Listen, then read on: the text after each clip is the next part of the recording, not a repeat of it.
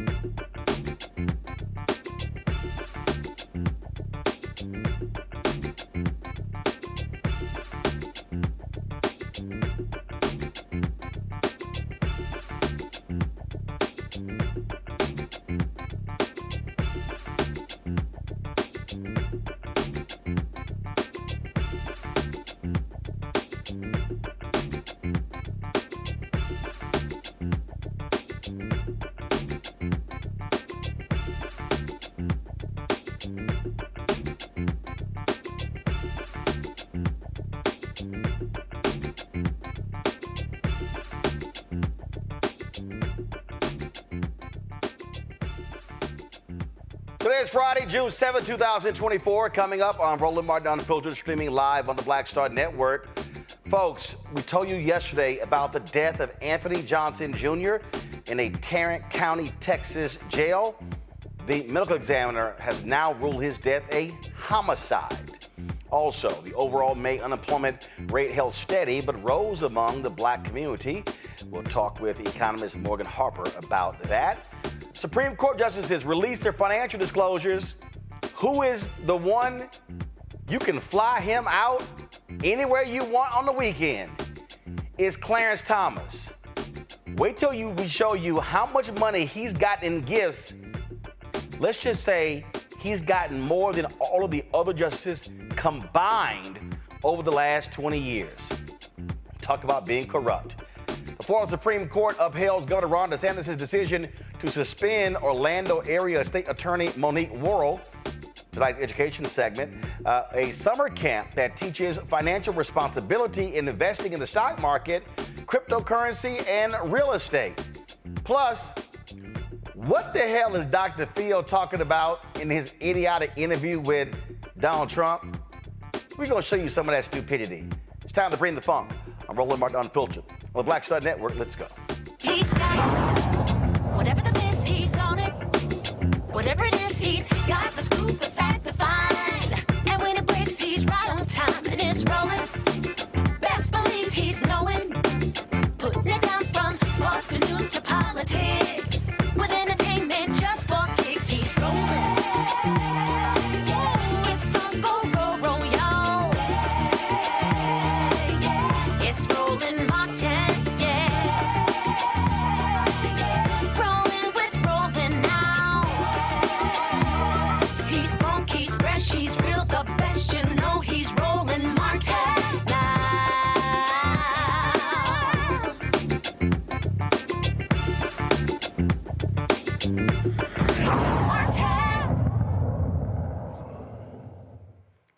It's being called a blowout jobs report. 272,000 jobs were added last month. Here's the thing. The economists were expecting some 160,000 to be added. The unemployment rate rose from 3.9% to 4%. Folks, they're trying to figure out what the hell is going on now. Of course, Republicans are going crazy because they keep saying how awful the economy is, but the numbers don't add up. Morgan Harper with the American Economic Liberties Project joins us right now. Morgan, glad to have you here. I mean, again, it's really driving Republicans nuts because they have been predicting doom and gloom since the inauguration of President Biden and Kamala Harris. And it seems every month they're like, damn, another one. Absolutely. You know, we keep hearing these predictions of a recession, that, you know, President Biden, in investing so much in manufacturing, in infrastructure, in trying to, you know, lower costs or things, that he's just going to send the economy into haywire. And, you know, it doesn't seem to be the case based on this jobs data. Now, you noted that the black unemployment rate did tick up, as did the overall unemployment rate. But we're still, and this is a really important point, we're still operating in historically low territory. Just for context, you know, in the 2010s, you would see black unemployment rate 8%, 11% into 2015. And so these are still relatively low numbers. And like I always caution, you know, month to month, it's hard to interpret too much. But we are seeing that there has been that overall increase in black unemployment, so something for us to continue watching. Well, the reason why I think it's hilarious is because every time I hear mushmouth Senator Tim Scott, the economy was so great under Donald Trump, and it's like, sorry, dude, you're getting blown out. 6 million jobs created under Donald Trump, now in excess of, approaching almost 14 million under Biden Harris. I don't know what the hell economy that they're looking at. Yes, inflation is an issue, but we have to recognize price gouging among companies. That's why these major companies are dropping their prices, because they realize that customers are saying, the hell with y'all. Absolutely. I mean, a couple of things to note. One, these gains in the jobs are not just even specific sectors. They're actually across the board. So if you look at healthcare, you look at education, you look at government, you look at construction, you look at manufacturing, there has been wage growth. So that type of broad job growth, that type of broad-based job growth across all these different sectors really unprecedented. And then also the labor participation rate. For prime age workers, that is now also at record levels we haven't seen since like 2002. Over 80% of prime age workers are participating in the workforce, especially a lot of women. And so, yeah, I mean, this whole narrative about how this administration's thinking the economy just doesn't add up with the numbers. But yeah, you're absolutely right, Roland. I mean, these costs. This is the really important thing, though, especially as we are now in 2024, and everybody knows what that means for an election year. Is a lot of people, when you ask them about the economy, how's unemployment going? Are we in a recession? They're actually saying that, yes, we're in high unemployment territory and we're in a recession, just absolutely false impressions of what's going on economically. And that's a problem. And I do think it connects somewhat to these high prices that you've rightly identified in a lot of different market areas is due to price gouging. How do we know? Yeah, because now they're voluntarily lowering prices in groceries.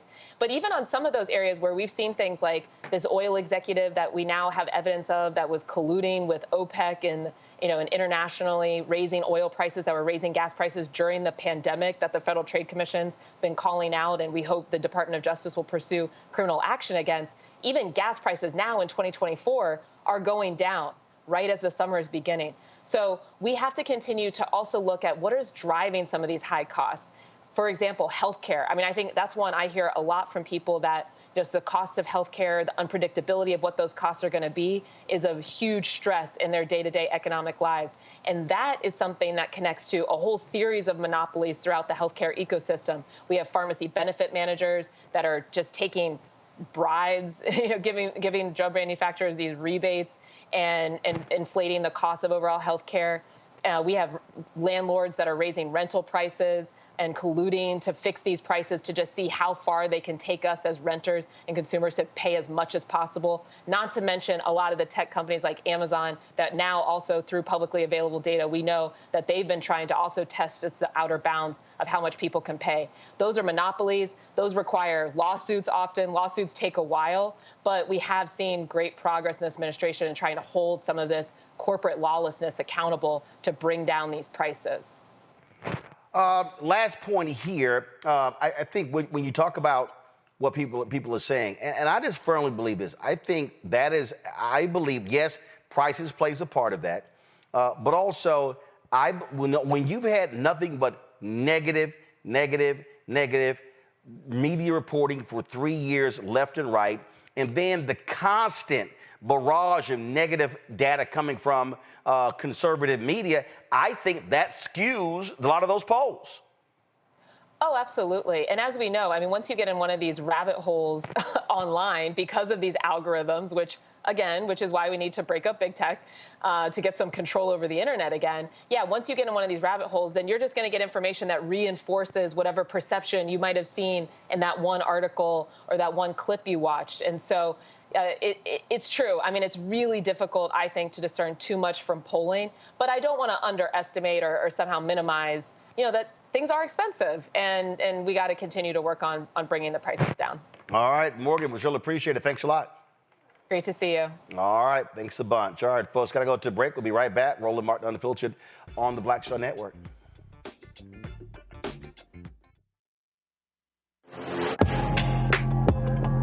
A lot of y'all have been asking me about the pocket squares that we have available on our website. You see me rocking the Shabori pocket square right here. It's all about looking different. Now look, summertime is coming up. Y'all know, I keep trying to tell fellas, change your look, please. You can't wear athletic shoes every damn wear. So if you're putting on linen suits, if you're putting on some summer suits, have a whole different look. The reason I like this particular pocket square, the Shabori, is because it's sort of like a flower and looks pretty cool here versus the traditional boring silk pocket squares. But also I like being a little different as well. So this is why we have these custom-made feather pocket squares on the website as well. My sister actually designed these after a few years ago. I was in this battle with Steve Harvey at Essence, and I saw this at a St. Jude fundraiser. I saw this feather pocket square, and I said, well, I got some ideas. So I hit her, and she sent me about 30 different ones. And so this completely changes your look. Now, some of you men out there, I had some dudes say, oh man, I can't wear that. Well, if you ain't got swagger, that's not my problem. But if you're looking for something different to spruce up your look, fellas, ladies, if y'all looking to get your man a good gift, I've run into brothers all across the country with the feather pocket squares saying, see, check mine out. And so it's always good to see them. And so this is what you do. Go to RolandSMartin.com/pocket squares. You can order Shibori pocket squares or the custom-made pocket squares. Now, for the Shiboris, we're out of a lot of the different colors, and I think we're down to about 200 or 300. So you want to get your order in as soon as you can, because here's what happened. I got these several years ago, and the Japanese company signed a deal with another company, and I bought them before they signed that deal, and so I can't get access to any more from the company in Japan that makes them. And so get yours now. So come summertime, when I see y'all at Essence, y'all could be looking fly with the Shibori pocket square or the custom-made pocket square. Again, RolandSMartin.com/pocket squares. Go there now.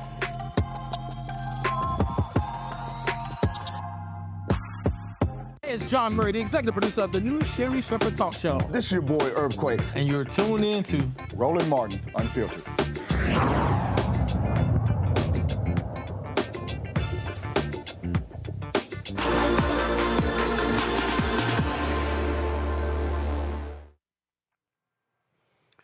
Folks, this just in, the Howard University Board of Trustees has revoked the honorary degree that was given to Sean Diddy Combs a few years ago. This is a statement that was been released by the university. It says here, this is the statement. The Howard University Board of Trustees voted unanimously today to accept the return by Mr. Sean Combs of the honorary degree conferred upon him in 2014. The acceptance revokes all honors and privileges associated with the degree. Accordingly, the board has directed that his name be removed from all documents listing honorary degree recipients of Howard University. Mr. Combs' behavior, as captured in a recently released video, is so fundamentally incompatible with Howard University's core values and beliefs that he is deemed no longer worthy to hold the institution's highest honor. The university is unwavering in its opposition to all acts of interpersonal violence. The board has also directed the university administration to immediately take the following actions: terminate a 2016 gift agreement with Mr. Combs, disband the scholarship program in his name, return his $1 million contribution, and terminate a 2023 pledge agreement with the Sean Combs Foundation. No payments towards the $1 million pledge have been due or made by the Sean Combs Foundation as of this date. Therefore, no funds are due to be returned under the 2023 pledge agreement. It says the board and university administration has no further comment on this matter. I want to go to my panel here. Joining me right now, Matt Manning. Of course, the Rush attorney. He is out of Corpus Christi. Glad to have Matt on the show. John Quill-Neal with our own law firm out of Atlanta. Michael Imhotep, host of the African History Network show out of Detroit. All right, Matt, so let's go here. This is a decision by the Board of Trustees. So they're basing this based upon the video that came out. So does this then mean that, let's just say, if people start looking at anybody else who gotten a previous honorary degree from Howard, and if they got arrested, if they were not even arrested, in this case, you have the video, he hasn't been charged with any particular crime, and so what do you make of this decision? I think it's a good decision. I think, they say the university's highest honor is this honorary degree. I would argue the highest honor is a degree from somebody like myself who went to Howard and earned a degree.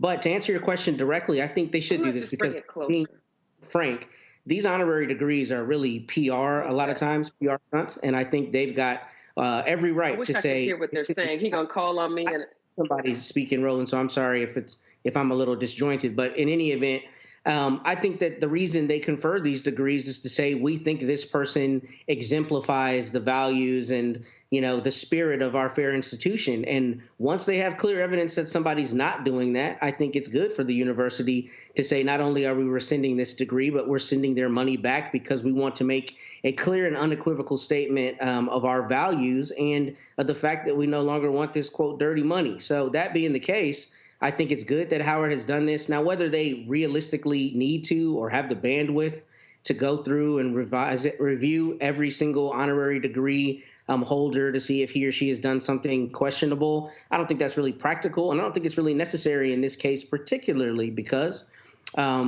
Diddy has not disabused anyone of the idea that it's him in the video. He's adopted that with his piss poor apology, and as such, I think Howard is completely within its rights to withdraw this honorary degree and send his money back. So I think they've done the right thing, and I'm proud that alma mater has taken this position. John Quell? As it relates to, the sad thing about all of this, number one, as it relates to the money for the university, is that the students that would be the benefactors of it now have $1 million less from a deserving student, right? That maybe could not afford to attend the university. Of course, the university can utilize additional efforts to gather monies in order to fulfill scholarships. But as a result of his decision making, there are students where the university is going to have to fulfill that gap of money. Michael. Yeah, I think this is a good idea, and it's more than just the assault on Cassie or the video that surfaced. First of all, we know that Sean Combs actually paid an undisclosed amount to settle that civil lawsuit one before the video came out. Yeah. So then the video comes out. That incident that took place is Cassie alleged that incident actually took place in her lawsuit. Then the video comes out. We see it. Then Sean Combs puts out a video actually apologizing for it and said he makes no excuses for it. So he admits to it happening. He didn't say it was his brother. He didn't say he was an imposter in the video. He didn't blame Cassie for what happened either. He said he was responsible for it. So, and then the other thing is, we know that he just sold his stake in Revolt TV, which he founded, and there are also several other civil lawsuits alleging sexual abuse by Sean Combs as well. So this is to be expected by Howard University, and I don't know if they're going to go through. I don't know how many other honorary degrees they've given to people who have video surfaced of them assaulting women and admitting to it, things like this, and have sexual assault lawsuits out there. I don't know, but if video surfaces, they may take those same actions as well. Well, it's interesting. Howard University didn't revoke, to my knowledge, Bill Cosby's honorary degree, nor did they return his money. Well, when we look at Bill Cosby, one, we see that Cosby was exonerated. His conviction was overturned by the Philadelphia Supreme Court. Number one. Two, video did not surface of Bill Cosby assaulting women. Now, so 1 second. So are you saying that the reason Howard is taking this action is because of a video as opposed to the action? I'm saying it's a number of things compounded, but that video is evidence. Of course, that video is evidence. No, hold on, wait. No. First of all, the video is evidence, but actually statute of limitations has run out. So again, I'm raising the point here is that again, and trust me, I think it's going to be raised with anybody else. Again, if you want to compare two high-profile individuals. When they were going through all the stuff happened with Bill Cosby, Howard did not revoke his honorary degree, nor I'm going to show you nor return the money. And I'm going to explain the difference to you right now. What's the difference? Number one, in the statement that Howard just put out, they said no payments on the $1 million have been made. Number one. Number two, Bill Cosby said the sex with Andrea Constant was consensual. Okay, but here we'll go again. First of all, hold on. We know what he said. We also know it went through a particular trial. But here's the whole point. Whether any money had then been received or not, again, in fact, when Howard students were complaining about some comments that Felicia Rashad made when she was defending Bill Cosby said, send my money back. Howard didn't do it. Right. Well, here there's no money to send back. No. Payments have been made according to their statement. Yeah, I understand that, but again, right. So I'm explaining the difference. No. I know what the difference is. The point is this here. Okay. Well, why'd you ask me what's the difference? No. First of all, I didn't ask just you. I asked 3 people, so it's not just you. Okay. So you one of 3. I'm answering. No, but you're one of 3 people. So again, right. so Matt, I'm going to ask you again. Howard did not take the action. Now you could say that's a different board of trustees, different administration. Your thoughts on the comparison of the two? I get what Michael was getting at regarding that with Bill Cosby. At least it had played out through the courts. And as far as I know, he never publicly came out and said he was guilty or otherwise did not disavow that the event had occurred. But I'll tell you directly, you can, I think, say both things are true. You can have a criticism of Howard for not rescinding Mr. Cosby's honorary degree and say they were right in this circumstance. And as I said earlier, I don't know that they practically need to do that in every instance, but I do think that it's worthy of criticism, right? If you're saying, look, the reason you're doing it this time is because it's high profile and there's a video and it looks worse and you didn't do it before when Mr. Cosby was found guilty prior to an overturning of his conviction, I think that's a fair criticism. Despite being a son of Howard, I think you're entitled to ask that question. But do I think they need to go back through and rescind every honorary degree? No. Frankly, honorary degrees are PR moves more than anything else. So I think they're right to rescind it in this circumstance. And in the circumstances where they have not rescinded it, I think it's fair to ask them why they didn't do it in that circumstance. John. I think 2 things can be true at once. All right, John Quell. They need to rescind both of them. I mean, they need to rescind Bill Cosby's as well. Bill Cosby's conviction was overturned, and that was due to some mistakes, essentially, from the original trial. However, the amount of women that came forward for sexual abuse allegations was astronomical. And frankly, what's going on with Diddy is big news, but it was the same level of scrutiny, the same level of publicity as it was for Bill Cosby. And the level of egregiousness is the same. And so if they're going to rescind Sean Diddy Combs, they need to rescind Bill Cosby. Spelman, if I'm not mistaken, either Spelman or Morehouse, whichever one that Bill Cosby donated to the Cosby Center, I believe his name was removed from there. So yeah, that was at Spelman. His name was removed. No, name was removed, but they kept the money. Maybe Howard spent the money.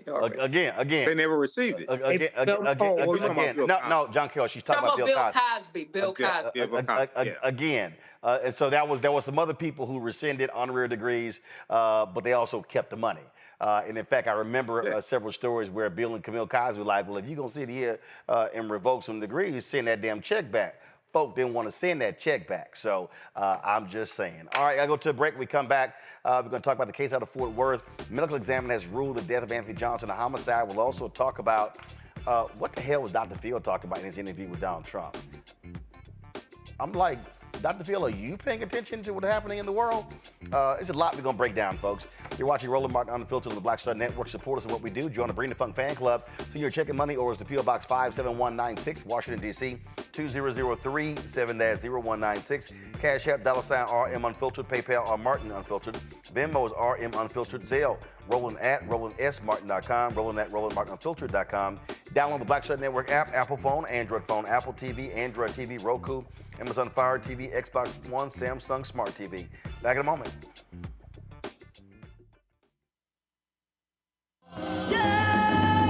Somebody's killing poor people, and it's going on.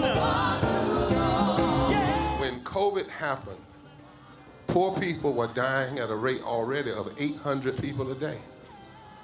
Before COVID, if you went to a funeral every single day, it would take you 600 years to attend all the funerals of the people who will die from the ravages of policy violence, poverty, and low wages in America in just 1 year. It would take you 2 years and 19 days to go to all of the funerals of the people that will die today, and oftentimes silence.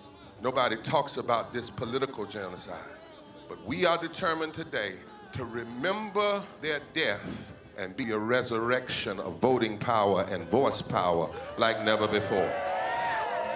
Economic justice and saving this democracy are deeply connected. We, as a nation, must listen to the demands of the poor, who are pushing and will continue to push political candidates and elected leaders to lift from the bottom so that everybody can rise.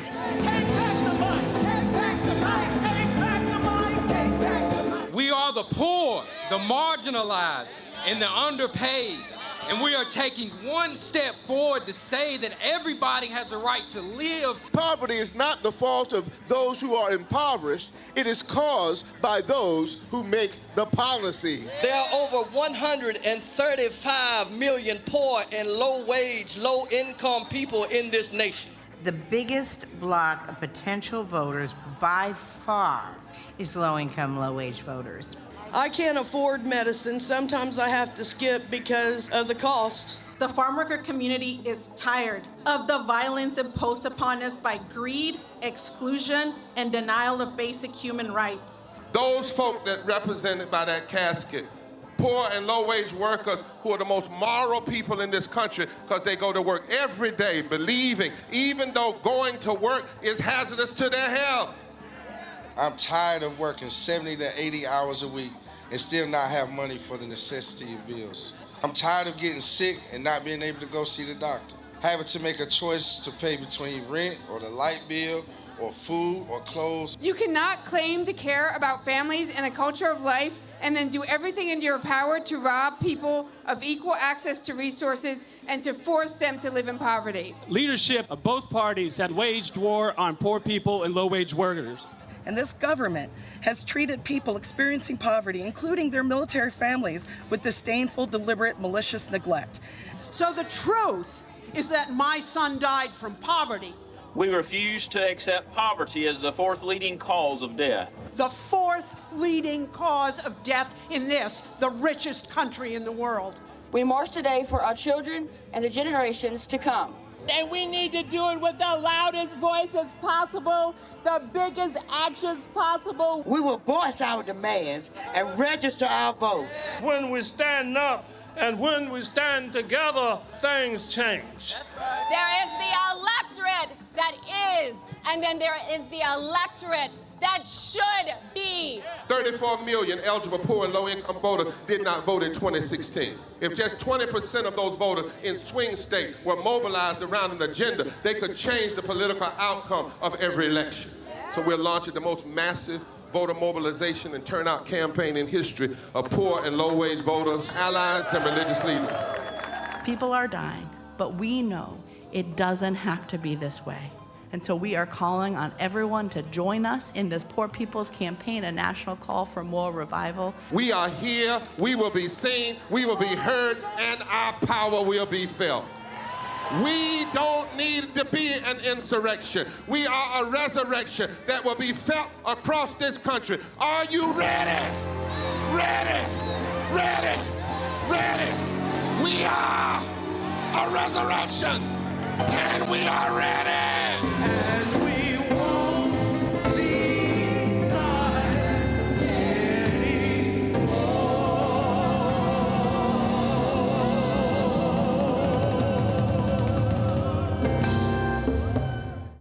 Hi, I'm Jo Marie Payton, voice of Sugar Mama on Disney's Louder and Prouder Disney Plus, and I'm with Roland Martin on Unfiltered.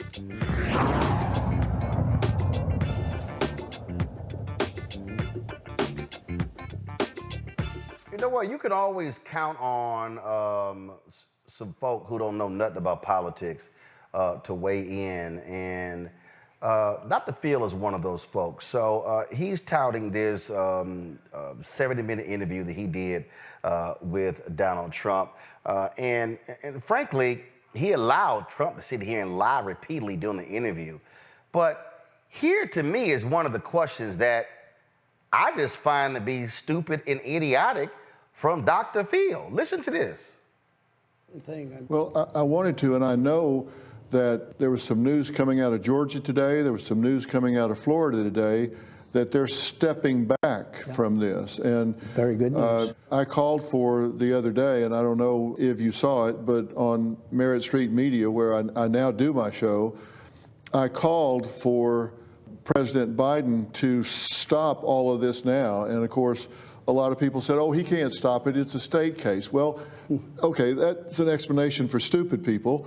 But for people that understand how this works behind the scenes and all, I say the same thing. They need to stop this. They need to stop pursuing you. Since you started your campaign in 2015 to run for office, there have been so many attempts to get you off the board even before you started your campaign. Then once you were in office, 2 impeachment opportunities, they changed the rules to try to make it high crimes and misdemeanors if there were business conflicts, and in this case, never ends. It seems to be never ending, and that is a distraction to you. And I really wonder how that affects you. What do you say to yourself about that? Because it seems to never be ending. It's a never-ending thing. There's a term that I know you've heard many times. It's called Trump derangement syndrome. Nobody's ever said. Well, yeah, Dr. Phil, maybe it's never ending because he keep doing wrong shit. What you just heard right there, let me just be as succinct as I possibly can. You are full of shit, Dr. Phil. You are full of it. You are absolutely full of it. First of all, let's be real clear. They changed the rules when it came to high crimes and misdemeanors. Hey, Phil, have your ass ever actually read the Constitution? The Constitution does not actually define high crimes and misdemeanors, which means that the United States Senate and the United States House can define those very things on their own. Sounds to me like, Dr. Phil, you're an apologist for Donald Trump. Sounds to me like you were trying to kiss a lot of Trump ass at Mar-a-Lago. And then this, I think that's for stupid people to say Biden can't stop it. Let me be real clear, Dr. Phil, because clearly your doctorate ain't in political science. Clearly it's not in history. It's actually not in anything political. President Biden can't stop a damn thing.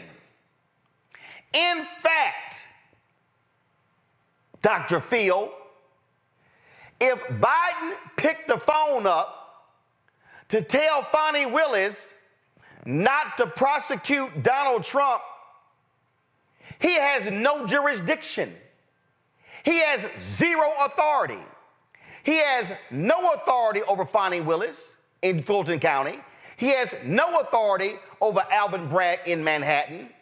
He has the same amount of authority over a Democratic DA that he does over a Republican, which is none. And no president and no governor and no mayor and no county judge should be calling a DA telling them what not to prosecute. Now, Dr. Phil, you've operated as a witness in many trials, so you know a little bit about the law. Last I checked, Dr. Phil, it doesn't matter if you're a former president. It doesn't matter if you're a candidate for president. The sign above the Supreme Court says equal justice under law. And if somebody broke the law, and if a DA took it to a grand jury and got an indictment, then they have to go through the exact same procedure as any other regular Joe or Jamal in America. But I want to know how you feel. I want to know how you feel. All the attacking, they seem like they trying to keep you off the ballot. No, Phil, seems like his ass keeps breaking the law. All you did was sit there and just kiss Donald Trump's ass for 70 minutes. And y'all, then they posted some interview of some black woman in the crowd. She like, mean, after that, I have a whole different view of Donald Trump after that interview. Well, yeah, if you sat there and saw Dr. Phil kissing his ass for 70 minutes. See, y'all need to understand what the likes of Dr. Phil are doing. First of all, he tried to say somewhere else, I'm not a political person. Really? After the comments that you made? Now, Dr. Phil, come on. Anybody with a quarter of a brain know you full of crap for what you just said. And so, yeah, you're going to get called out for it. And it was totally BS. I mean, they sitting here, they sitting here coming after you, and it's like they want to take you off the board. How about this, Dr. Phil? Why didn't you say, hey, Donald, if you don't want to be prosecuted, stop doing prosecutable shit? How about that? That could have been your position, Dr. Phil. But no, you want to use your platform to absolve Donald Trump of his alleged crimes. But here's the fact, Dr. Phil, as somebody who's been on the witness stand, participated in many trials, he was found liable for sexual assault in New York City. And he kept defaming E. Jean Carroll. I'm sorry, did you admonish him? Did you tell him, why won't you listen to the law? Please tell me, Dr. Phil, why didn't you tell Donald Trump to shut his mouth and stop insulting judges and violating gag orders? Oh, I'm sorry, that's right. That didn't go along with your long effort to kiss his ass for 70 minutes. You deserve to be criticized for that joke of an interview, Dr. Phil, because essentially what you did was a 70-minute campaign prop for Donald Trump. That's what we saw from you, Dr. Phil. John Quell, your thoughts? You know, with Donald Trump, although he was the president, these prosecutions, while everyone the biggest debate is about it being a party issue, right? The Democrats coming after the Republicans, or Biden coming after Trump. But what this really shows, and what's important here, is that when it comes to Donald Trump, is that no one is above the law. Even if you're the president of the United States of America, if you violate the law, if you break the law, then there are consequences to that. And you're going to be prosecuted as a result.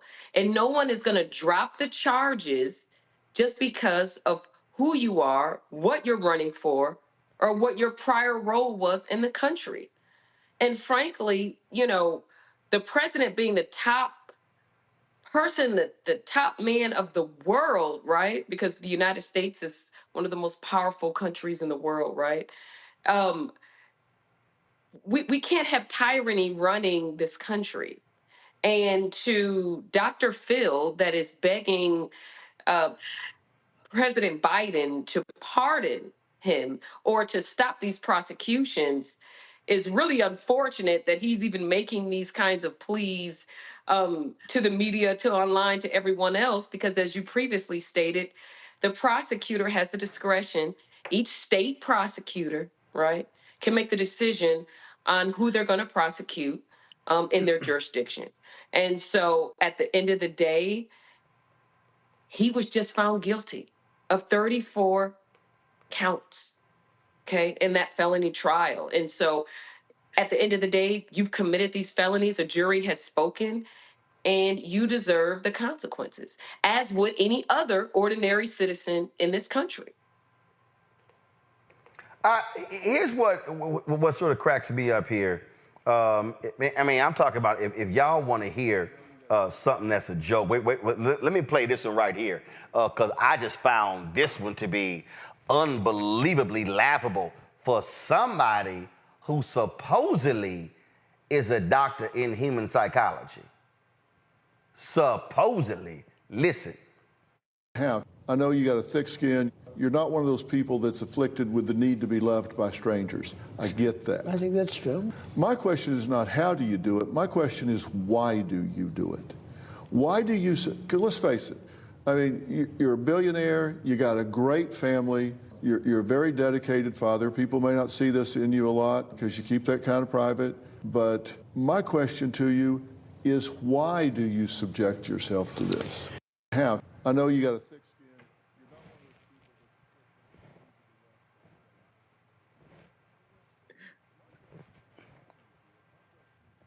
Matt, what? Everybody know this man ain't got no thick skin. This is one of the most thin-skinned individuals you've ever seen in your life. He attacks anybody and everybody. He is a narcissist. You don't have a need to be loved by everybody else. Yeah. What the hell is Phil talking about?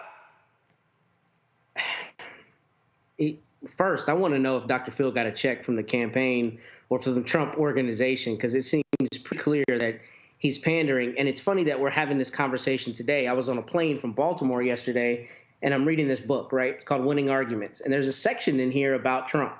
And what the author talks about with Trump in particular is that Trump has been a force because he's had arguments and basically has controlled the narrative such that he's never talking about what anybody else is talking about. He's always talking about what he wants to talk about. And I think that's particularly dastardly in this situation is because Dr. Phil should have, I would think as a journalist, some ethic guiding him to at least be objective and ask questions that would make his viewers find out more about the subject and at least be fair in considering the subject. But here, to your point earlier, it's like a 70-minute campaign commercial. And the thing that's ridiculous about that is there has been coverage ad nauseum about how Mr. Trump is very petty, vindictive, about people who crossed him, come out and said that he would not really politically prosecute them, but basically he's going to go after people who are counter to him. That is consistent with being thin-skinned. So why he's throwing these alley-oops, trying to soft pedal his character and give him all these opportunities to come off like a family man and all these things that he publicly has spoken counter to in what he said, I don't know. And I don't understand why Dr. Phil would do this. But I also think, irrespective of him having a PhD, Dr. Phil is clearly in the entertainment business and not in the business of being a credible practitioner. So I think this is consistent with that, and I'm wondering if there was a big check for this entire session where Donald Trump got to come and extol his own virtues, especially with Dr. Phil helping him along. All right, you want to hear more BS? Let's watch this asinine line of questioning. Everybody calls it inflation, but affordability. When we talk about gasoline, under your administration, average $2.57 a gallon. Under Biden, $3.61, 40% more. Under your administration, homes average $320,000. Under the Biden administration, 31% more, $420,000. Under your administration, interest rates 3.8 average. Under the Biden administration, 39% more at 5.3%. Okay, now let's look at the border. Under you, average 1.7 million border crossings. Their official number is 6.4. That's from Homeland Security. It's actually about 13 million because I know I've been to the border. I've talked to the border guards down there, Brandon Judd. I've talked to Jason Jones. I've talked to the people that actually know the numbers. They say it's between 10 and 13 million. So my point is when you look at the actual numbers, plus the things you just talked about, lower taxes, higher tax revenue, you look at that and you would say, my God, he should be running unopposed. I mean, why? And these numbers, I appreciate it, and these numbers are really, I don't know who made them up. Very conservative. As an example, I guess. I can't listen to the bullshit anymore. First of all, this is the game Dr. Phil plays here. The average under you was this, under Biden is this. Okay? First, nice, convenient way to skip over 2020, Dr. Phil, that thing called COVID. Nice try. Second of all, when he talks about, average prices of a home, Dr. Phil, would you like to mention how America did not build enough housing stock in the previous decade? Do you not want to mention that private equity by at the end of the decade, they will own 40% of all housing stock? That kind of plays a role in all of this. Because guess what? I can show you actually that prices were lower under Obama. Because you know what? Oh, that's right. Because we had an economic recession because the housing market crashed in 2008, 2009, and 2010. Oh, wow. Those things are called facts. And so what Dr. Phil tried to do right there, Michael, was give this bullshit false equivalency. I don't understand. If those things were so great, you should be running unopposed. We should just be sitting here hand delivering the cake to you every day because, my God, when you were there, the world was just flat out amazing. Why are we not just kissing your feet and washing your feet and praising you, dear leader? That's what Dr. Phil sounded like. Yeah, he did. And, you know, what's interesting is that Donald Trump inherited a relatively healthy economy. Not relatively. No, he inherited an economy that was completely rebuilt after the destruction of Bush in 2007, 2008. And it was 3 years of hell under Obama in 09, 10, and 11 to get to a thriving economy in 12, 13, 14, 15, 16. Right. Yeah. It was the unemployment rate was 4.7% when Donald Trump came into office. He inherited a healthy economy. And for evidence on this, the article from NBCnews.com, Trump says he built a great economy. Numbers tell a different story. So it's interesting when Dr. Phil wants to just compare the interest rates and compare the price of gas and things like this. He doesn't start with you inherited a healthy economy from Barack Obama and Joe Biden. And then also... And he doesn't say, and you handed Biden an economy that sucked. Exactly. Donald Trump is the only president that lost more jobs than he created. He lost 2.5 million jobs. No president has lost more jobs than were created since Herbert Hoover, okay, in 1932. The other thing is... Wait. Before I let you... I just reminded me. Mm-hmm. How you gonna cite numbers and go, but the real number is 13 million because I went down there. Yeah. Oh, so what you do? You like, 1, 2, 3, 4, 5, 6. I mean, so I'm sorry. So you gonna cite numbers, but then go on border crossing.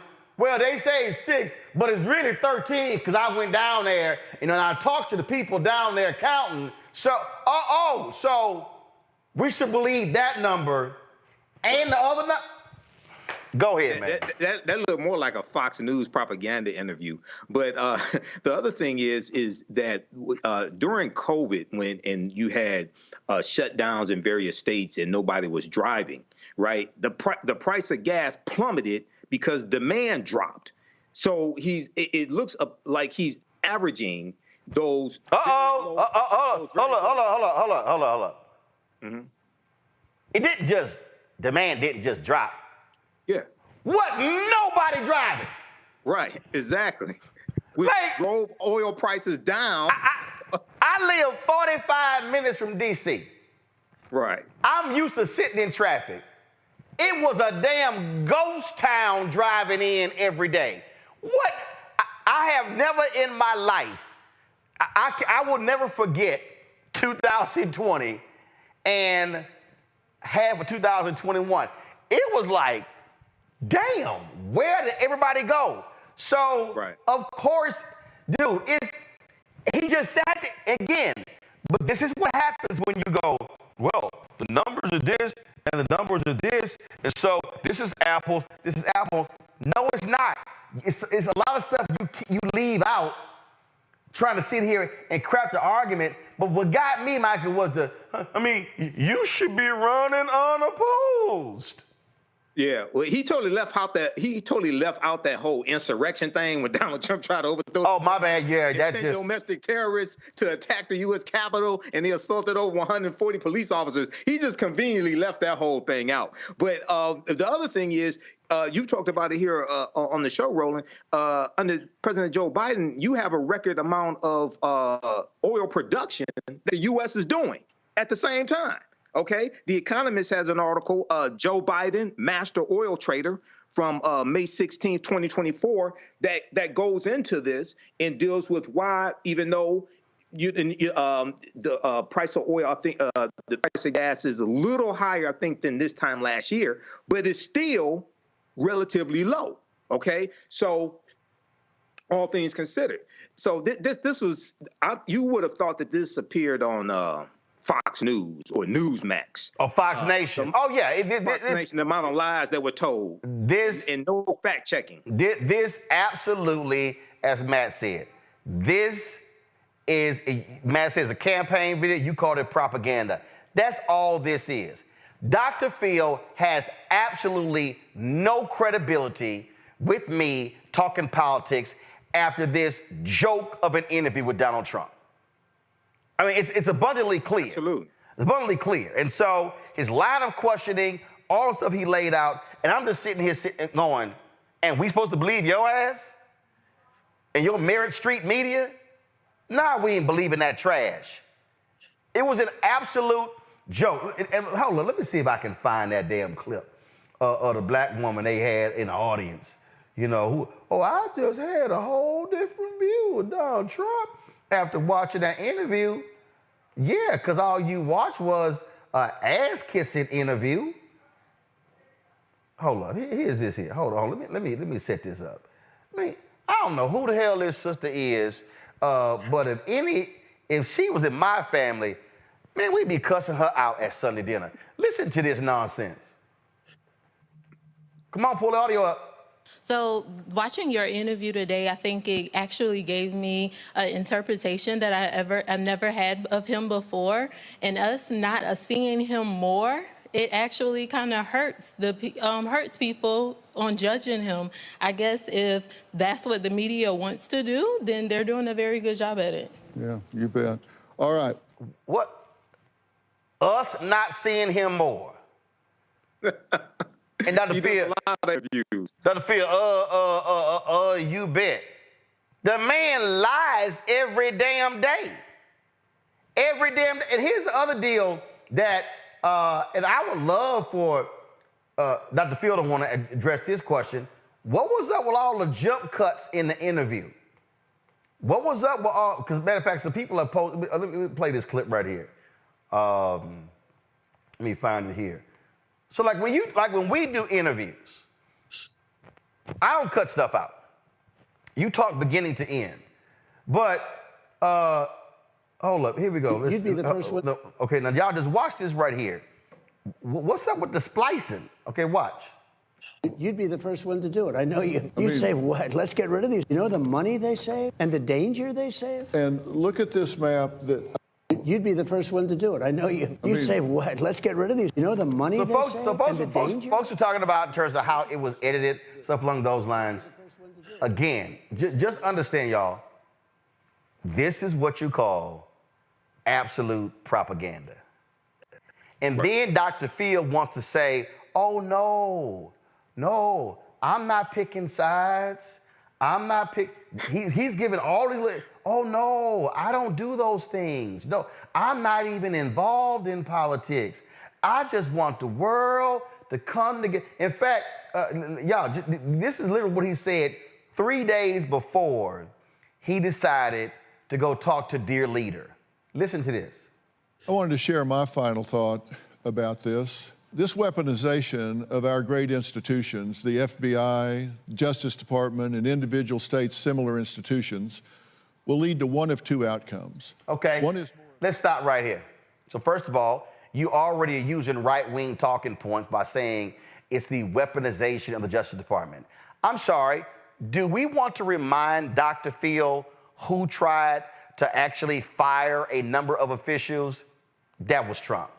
Who ordered, and he and several of his top lieutenants in the DOJ said, we will resign if you make this move? That was Donald Trump. This is the man. Really, Dr. Phil? Oh, the weaponization against him? Okay, a little more BS, y'all. From the other side, tit for tat. That may seem deserved, but it is not the right way forward for America. The other is what I call on you to demand from your politicians today, an end to this craziness in order to save the soul and sanity of our country. The Pope has actually given us the right approach in his new book when he says, we are all brothers and sisters, and there must be no resentment among us. For any war to truly end, forgiveness is necessary. That is true of any war, including our current cultural war. We need our Justice Department to return to the business of meting out justice and not running the political agendas of those currently in power, blindly. So the DOJ, so help me out, Dr. Phil. If the current Department of Justice was doing Biden's bidding, why is his son on trial? Right. I mean, if they would do my bidding, I'd be like, y'all ain't prosecuting my son. Oh, remember when Biden said, remember when Phil said that Joe Biden could pick the phone up and end these trials? How would Dr. Phil like it if Biden said, y'all ain't prosecuting my son in this? Oh, you would have a problem with that, huh? Right. Ain't that interesting? Biden has come out and said he will not pardon his son if convicted. Donald Trump said he will pardon every single person involved in January 6th. But you, Dr. Phil, say we need to get back to doing the job. Okay, just a little more of the BS from Dr. Phil. Wait, can I ask a question first? Convictions, warranted or otherwise, and attacking political opponents. That requires a very few important things from each of you, from all of us. Finding your voice, forgiveness, and focus on the way forward. Okay, he just said forgiveness and focus on the way forward. Yeah, 3 days after this, in his interview, Donald Trump promised retribution against his enemies. I didn't recall Dr. Phil quoting the Pope at that time. I didn't recall Dr. Phil telling him, you know what, that's not right, that's not fair, that's not just. You should be extending grace and mercy. Oh, I'm sorry, we can't use grace and mercy against somebody who holds the Bible upside down. Back to Dr. Phil. Forgive them, for they know not what they do. Forgiveness, and at the same time requiring better. We are not some banana republic, for God's sakes. What are we going to do next? Have a Putin poisoning posse? Okay, all right. So first of all, let me help Dr. Phil out with something. When you say the phrase banana republic, do you know where that came from? That phrase came from the United States helping overthrow countries largely in Latin America because of the folks who own banana plantations. Yeah, that's how we also took over Hawaii and it became a state. Just read Stephen Kinzer's book, Overthrow. Now, let me help you out, Dr. Phil. In a banana republic, there ain't no trial. They go from pick you up to execution. So the reality is, Donald Trump had due process. It actually happened. So when y'all throw these phrases out, we're gonna be a banana republic, that's actually not what a banana republic is when you actually get to present a defense. So you might wanna actually study the phrase banana republic, Dr. Phil, before you just start talking like Sean Hannity. I gotta put a little bit more of the stupidity. And start finding political opponents foaming at the mouth at home, not so mysteriously dying in their lazy boy recliners? We're better than that. We must be better than that. I don't like what I see happening in our country. This kind of thing is exactly why I launched Merit Street Media and wrote We've Got Issues. I don't like seeing the weaponization of our justice system, agencies, and powerful government actions that, frankly, just make my skin crawl for all of us and for my grandchildren. And let's be honest, this is so not just about Trump. If you let your hatred for Donald Trump compromise your ability to find true north on your moral compass, shame on you. If you let your disgust for Biden make you blind to the inevitable consequences of pursuing revenge, then God help the children who will inherit the dystopian nightmare we create. Yet 3 days later, you interview Trump and he talks about retribution, and you say and do nothing. Dr. Phil, you are a joke. And all of that crap that you said in this 4-minute and 16-second commentary, and I only played half of it, everything that you said can be thrown right out that damn window on Black Lives Matter Plaza here in Washington, D.C., because when you actually talked to Trump 3 days later, it was a 180 degree from everything that you said here. So the fact of the matter is, you talked about having a moral compass in this. You clearly forgot your moral compass when you went to Mar-a-Lago. Matt, I think you wanted to make a comment. Yeah, what I was going to say is that Bob Menendez and his wife are being prosecuted right now by Biden's Justice Department, aren't they? And he's a Democrat, right? And what we see that the goalpost always moves. We know, especially with Trump, it's about, his talking points and advancing his message. But all I was going to add to it is, one, there's great irony with it being called Merit Street, and then obviously having a non-meritorious a conversation with Mr. Trump. But the bigger part of that is the thing I thought was really insidious about this is the way Donald Trump continues to other black people, referring to the blacks should give him 100% of his vote. And what's interesting about that is that there's just so many people who allow his sound bites to ring rather than the totality of what he said, including, Dr. Phil, to your point, about 3 days later, he says something directly in contravention with that, and you don't see any retraction or any kumbaya from Dr. Phil then. And that's what I think is driving this. Sound bites and people being placated with sound bites and then forgetting about what was said until the next time a spicy sound bite comes out. Folks, if y'all want, y'all can watch that 71-minute interview with Dr. Phil. It's trash, and he's shown exactly who he is with this trash that he just presented, and you simply have no credibility on any of this, Dr. Phil. You clearly are a Trump apologist. That's what you sounded like in the interview. It's abundantly clear.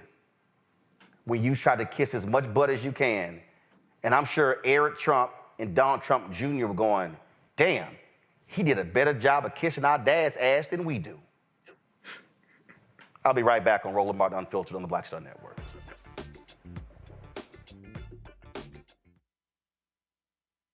Now streaming on the Black Star Network. If you look at all of the best mans, the movies, and then, of course, series on Peacock, why do you think it resonated so well? Well, I think it's a reflection of us. I think it's a reflection of authentic black people, the way they see themselves. And in some instances, aspirationally so.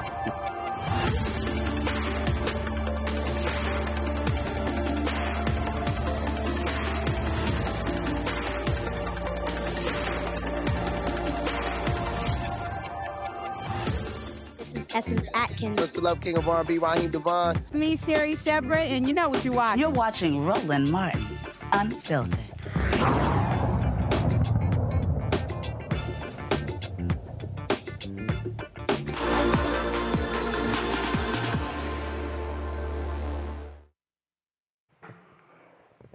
Folks, the breaking news out of Tarrant County, Texas. The medical examiner there has ruled that the death of Anthony Johnson Jr. has been ruled a homicide as a result of asphyxiation. Now, we talked yesterday with his parents. He spent 8 hours in the Tarrant County jail before he was, frankly, assaulted by jail guards there. Now, this decision comes in, this ruling comes in. This here is some of the surveillance video here. You've heard the sheriff offer excuses. 66 people, let me say it again, 66 people have died in the Tarrant County jail in the past 7 years. 66 people. And we showed you the family members as they appeared at County Commissioner's Court, demanding action. And now we have, today, this decision from the medical examiner saying this was a homicide.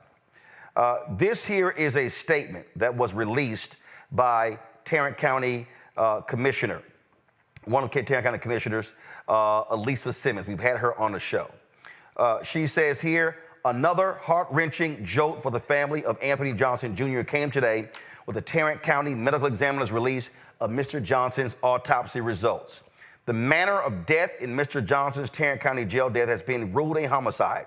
The cause of death was determined to be both mechanical and chemical asphyxia.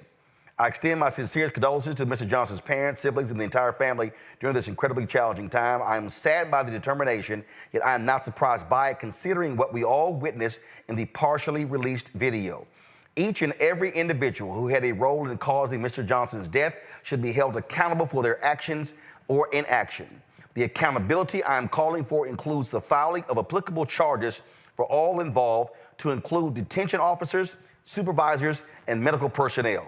The shocking tactics displayed in the limited video that was released make clear that Sheriff Bill Wayborn is ultimately responsible for this tragedy. I repeat my call for the sheriff to release all remaining video footage that captured the excessive force death of Mr. Johnson to Commissioner's Court members, followed by release to the public.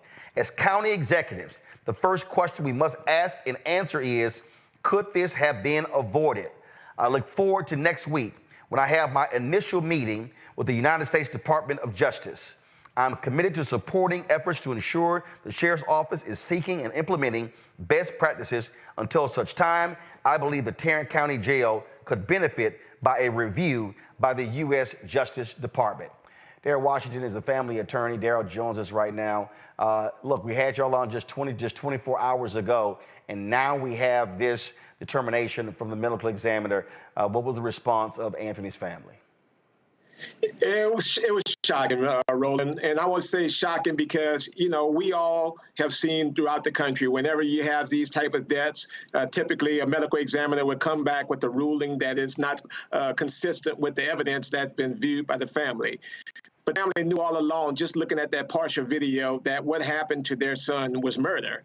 So I will tell you, when we gave them the news, it was like them receiving that very first call when they learned that Anthony was dead. So it's been a very difficult day for the family. And again, you're going to have the sheriff now you got to deal with a medical examiner. Hey, not elected. It's all about the science. Now they have to now deal with this being a homicide.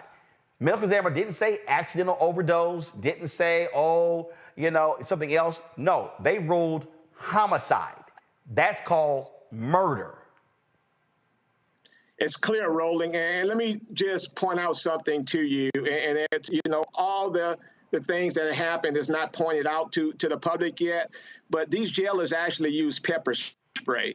And a couple of inmates actually came and gave statements that these jailers took the pepper spray and sprayed it directly into his mouth. That's the manner in which they treated him. Wow. So this is why a lot of this video has not been released. And when you see this video, as we said all along, people are going to be totally outraged. And this is the reason why they don't want this video to be released, because we know, Roland, and we've seen it all across the country. If there's video footage that shows what law enforcement officials are doing is proper, that video is released immediately without any hesitation.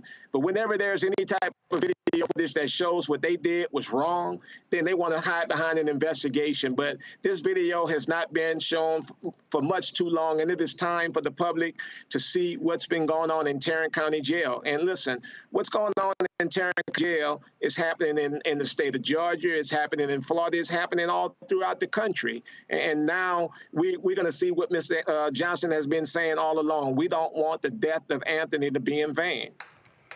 You heard the commissioner say she's meeting with the Department of Justice. I mean, look, this is one of those cases where the DOJ should be swooping in. Frankly, the FBI should be coming in, confiscating documents in the sheriff's office and at the Tarrant County Jail. It's no question, Roland. I know they watch your show. I know people are familiar with what you broadcast out to the public. And when you hear that there's been 66 deaths since 2017, when there have been 6 deaths in 2024 alone, I don't know how much more it takes. We know that this is a problem. And again, as we said yesterday, we're talking about the Tarrant County Jail. We're not talking about a prison facility. So many of the individuals who are there have not even had a day in court. They are innocent individuals. And if the Tarrant County Jail is going to accept people in, then they have a responsibility and an obligation to make sure that they are taken care of. First of all, he should not be dead. He had a schizophrenic episode, jailed on April 21st. This young man should be alive. He served this nation in the Marines. He should have been treated far better, not just because he was in the Marines, because again, he's a human being, and what they did here was shameful and despicable. It's now being ruled a homicide, and now let's see if the Tarrant County District Attorney is going to be as aggressive prosecuting these jailers as he has been in prosecuting Crystal Mason for voting, and her ballot was never even counted. Yeah, and you're absolutely right, Roland. And we've had a number of meetings with them, and I feel very confident now, Roland, to be able to say to know that there are going to be some individuals who are going to be arrested for the death of Mr. Anthony Johnson. The question now is how many individuals are going to be arrested. So I feel confident about that because, you know, when you have events like this, we say it all along, video footage, that is your independent witness. You're not having to take my word for it. You're not having to take nobody else's word. You have that independent witness. So they have no choice in this situation right now. We are going to hold them accountable. I feel confident right now that they are going to go forward. And I do believe, Roland, next week, as early as next week, at least 2 individuals should be arrested for the death of Mr. Johnson. We certainly hope so. Daryl, we really appreciate it, man. Thanks a lot. All right. Thank you, Roland. Going to a break. We'll be right back. Roland Martin Unfiltered on the Black Star Network.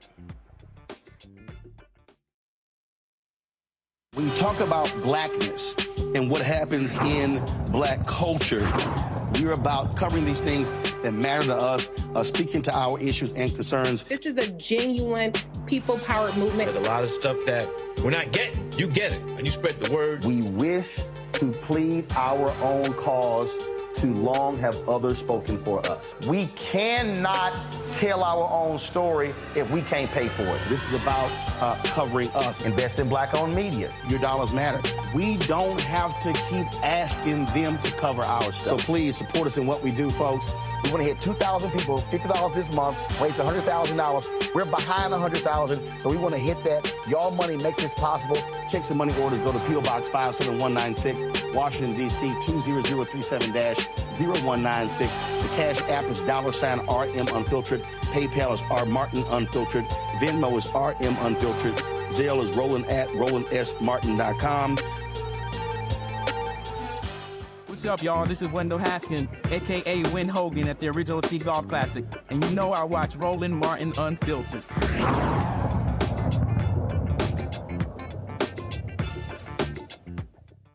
Ben, I'm going to start with you. You're there in Corpus Christi. The reality is the Department of Justice right now is reviewing juvenile facilities in the state of Texas.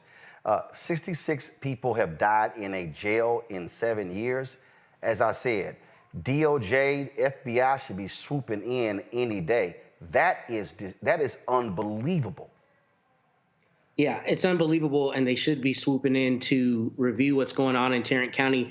And I want to say first, Daryl Washington is one of the absolute best in our state in civil rights matters, so the family could not be in better hands, and I know he will absolutely get to the bottom of this and assist them along the process. But the problem really here is the law. I mean, I literally filed today a case against the jail in a city here in Texas where my client, who's intellectually disabled, had her leg broken a few hours before she was going to be released from jail. They gave her no medical. She went to the hospital and ended up having to have major surgeries. My point is this. Jails and prisons in the state of Texas and everywhere do not routinely provide people the care that they need. And in this instance, they killed this brother. Now, I will say, the medical examiner finding that it's a homicide is not a determination of guilt or liability as much as it's a determination of the cause of death, right? But in this instance where you have video, you know that that cause was by people who were violating their duty. So hopefully they will not be able to have qualified immunity as a defense. The problem is just that in the Fifth Circuit where we live and practice, the court is extremely conservative. They are not in any way amenable to these kinds of cases. And the legal hurdles are difficult, despite the moral reality being it's clear that this family should be compensated and we should not be having this conversation. That jail has a serious problem, and a lot of jails around this state have a serious problem because people die in droves. In fact, the Texas Observer did an article a few years ago where they chronicled all of the deaths in Texas jails, and one of my cases was a part of that story. I'm still litigating that case. And I was baffled, despite having multiple cases like this, at the extraordinary number of people who die in jails and in prisons. And this, to me, ends up needing to be a legislative issue, because what happens is families have to climb the same Mount Everest to hold somebody accountable, no matter how clear the evidence is.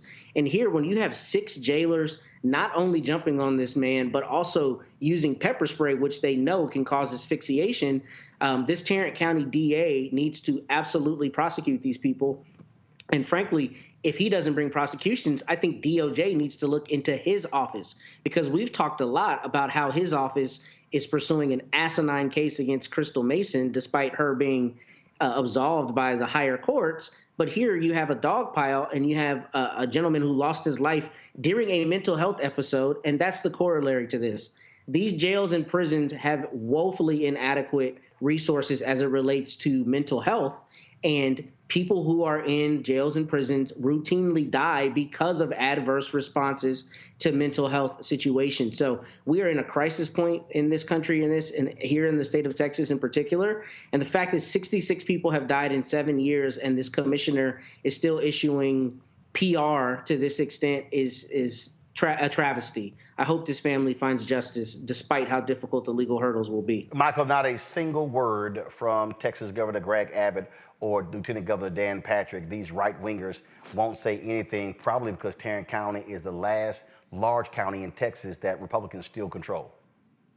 Yeah, they probably won't say anything about this. And we know Greg Abbott also gave a pardon to the man that killed a Black Lives Matter activist as well. So, yeah, this is a tragedy here. And I really want to hear what is the jail's excuse for the death. And we know that 2 of the officers at the jail were fired but then reinstated. As well behind this, reinstated by Tarrant County Sheriff Bill Wayburn. And I want to get more. I've read a couple of articles on this, but I want to get more reasoning behind why they've been reinstated. They're on paid administrative leave right now. So yeah, this is extremely troubling. I agree. The Department of Justice, if they're not already investigating this, they definitely need to investigate this, as well as the 66 deaths since 2017, because that's just that's just unacceptable with that. And yes, there's lacking when it comes to mental health in prisons, but also in county jails, as well as lacking when it comes to medical services also. So this is something that we definitely have to address. John Quayle, this DOJ has been very aggressive in investigating prisons, jails, putting wardens and corrections officers in prison, far more than under Donald Trump, even more than under President Barack Obama.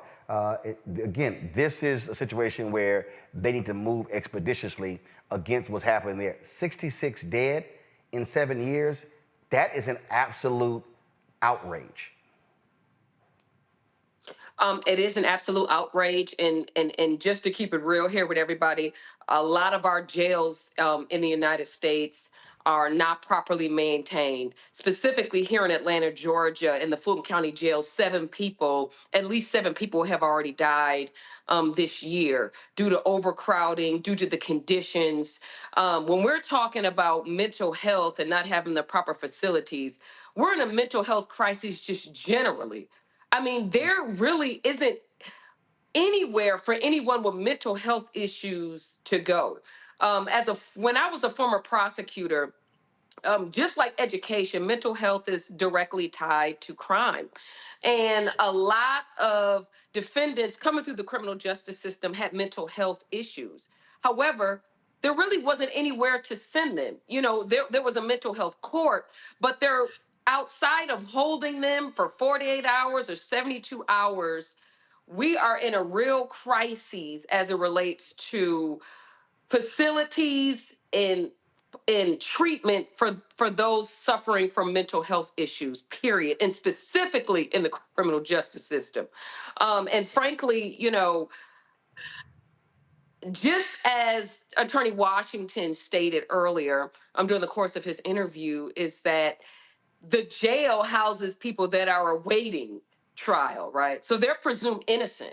And so you have these defendants who are here that have not been convicted, but they're dying.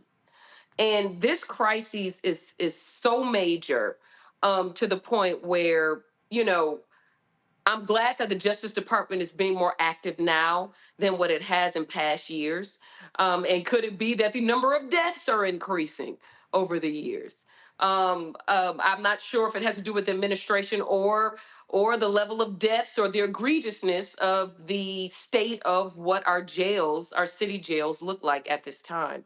But one of the biggest takeaways from this for me is that, number one, we have got to do something about the overcrowding of the jails, the training of these officers, the mental health evaluations, psych evaluations that some of these detention officers need to be subjected to before they're released with dealing with these types of issues.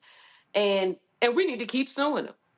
We need to keep filing those 1983 claims and keep suing them for millions of dollars and holding them accountable, and they need to be prosecuted. Just like what you stated, and I'm gonna make this very brief, but essentially, you know, in Atlanta, we have the public integrity unit, right? That's a unit specifically for targeting public corruption and going after officers that are killing people. Or using excessive force. And I'm sure that Texas, and I'll defer to my Texas colleague here about whether or not that a specific office exists in Texas. But I'm sure in addition to the DOJ, there should be an investigation at the state level as well. Absolutely. All right, folks, we will continue following this story. All right, got to go to break. We'll be back. Roland Martin Unfiltered on the Black Star Network. Next on the Black Table, a man Cornel West calls the greatest Democratic theorist of his generation. Adolph Reed joins us to talk about his eventful life and his book, The South, Jim Crow and Its Afterlives. Somewhere between an electoral sweep or an out-and-out coup or putsch, I think the danger is quite real. Join us for the Black Table, only on the Black Star Network.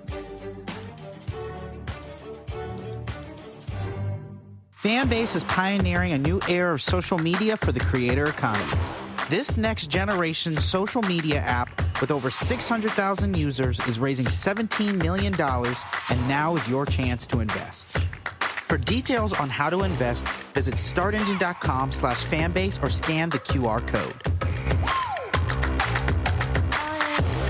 Another way we're giving you the freedom to be you without limits. I'm Marissa Mitchell, a news anchor at Fox 5 DC. Hey, what's up? It's Tammy Roman, and you are watching Roland Martin Unfiltered.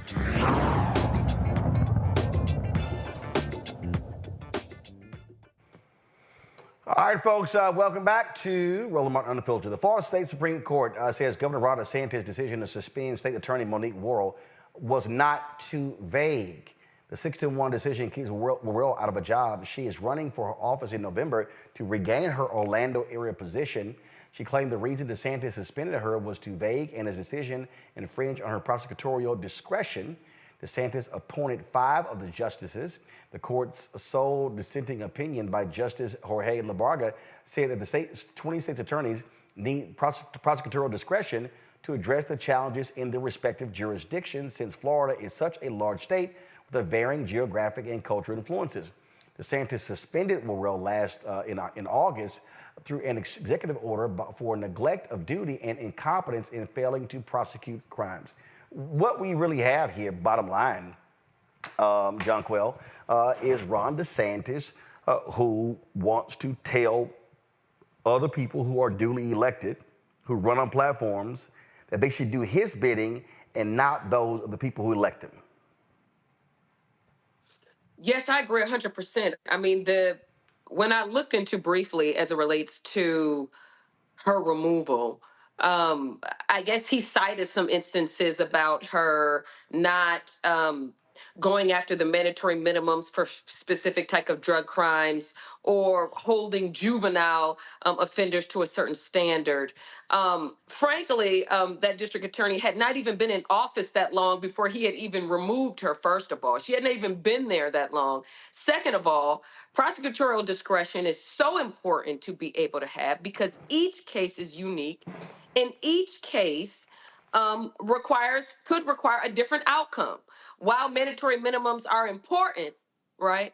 But we do know that in a lot of these drug cases, that you see these kind of outlandish, disproportionate sentences akin to someone that has killed somebody. Okay, and so it's just interesting that he removed her during the course of period of time when he was running for presidential election, which he subsequently is no longer in that race.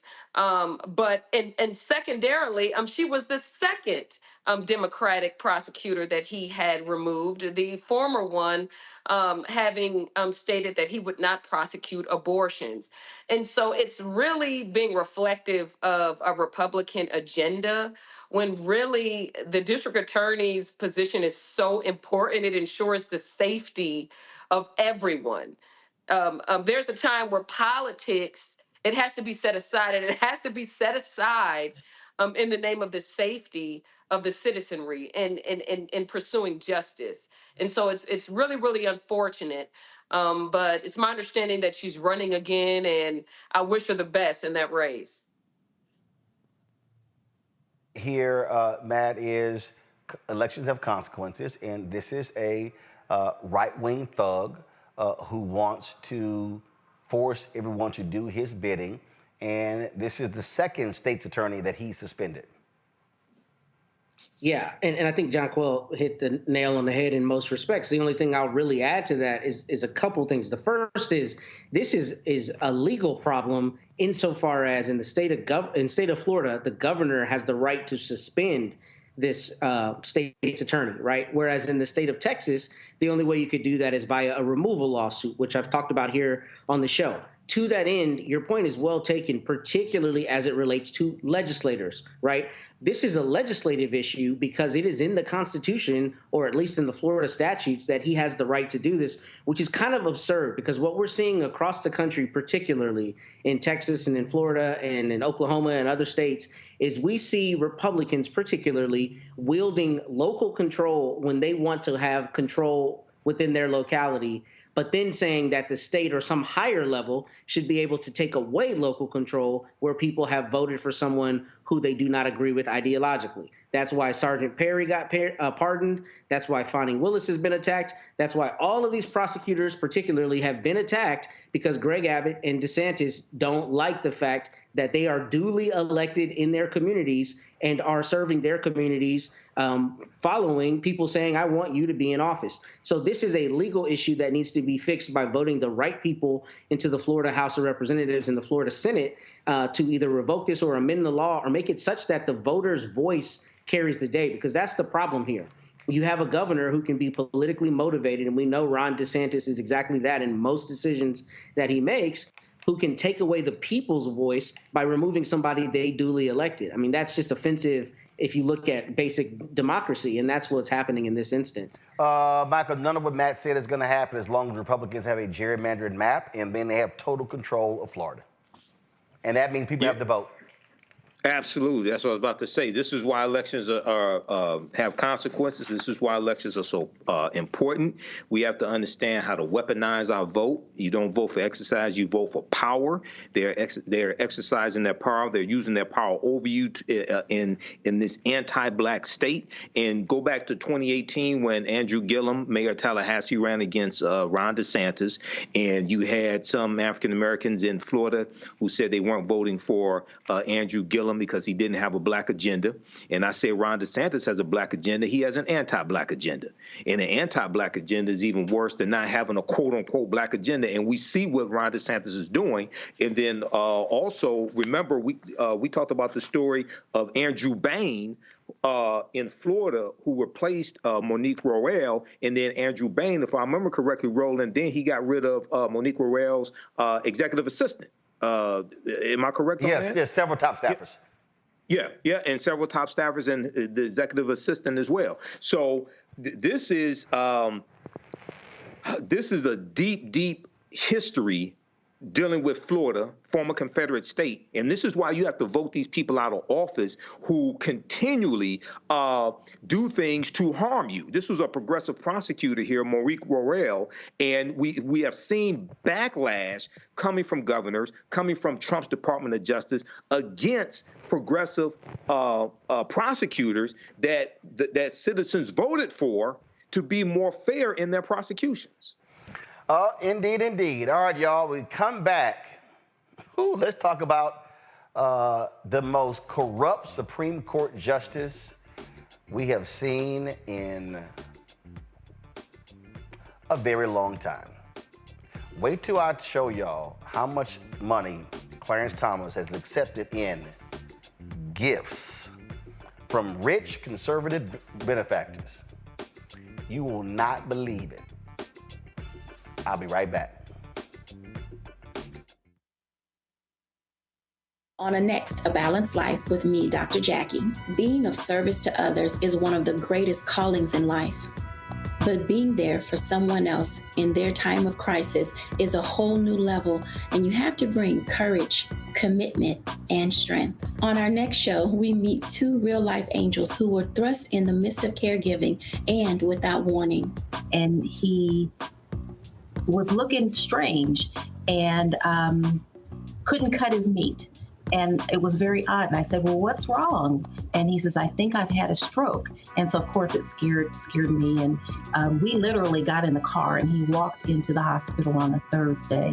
And by Saturday of that same week, he lost all control of his left side. The blessings, the challenges, and the way they maintain their balance, all next on A Balanced Life on Black Star Network.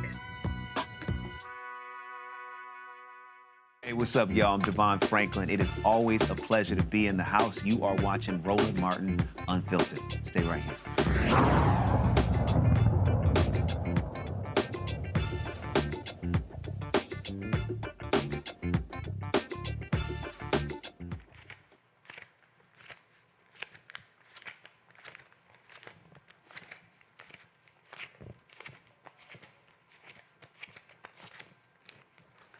Trying to see how much money I have on hand that could buy Clarence Thomas.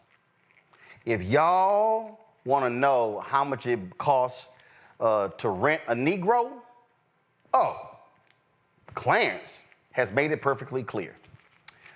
There's a group, y'all, out there that actually looked at the campaign disclosure forms, and they broke all of this stuff down, and it's called Fix the Court. And so what's interesting about this, and when I say y'all, they broke it down, check this out. They compiled all of the gifts, some 672 gifts given to Supreme Court justices over the last 20 years. Anthony, go to my iPad. A total of 672 gifts totaling $6.5 million.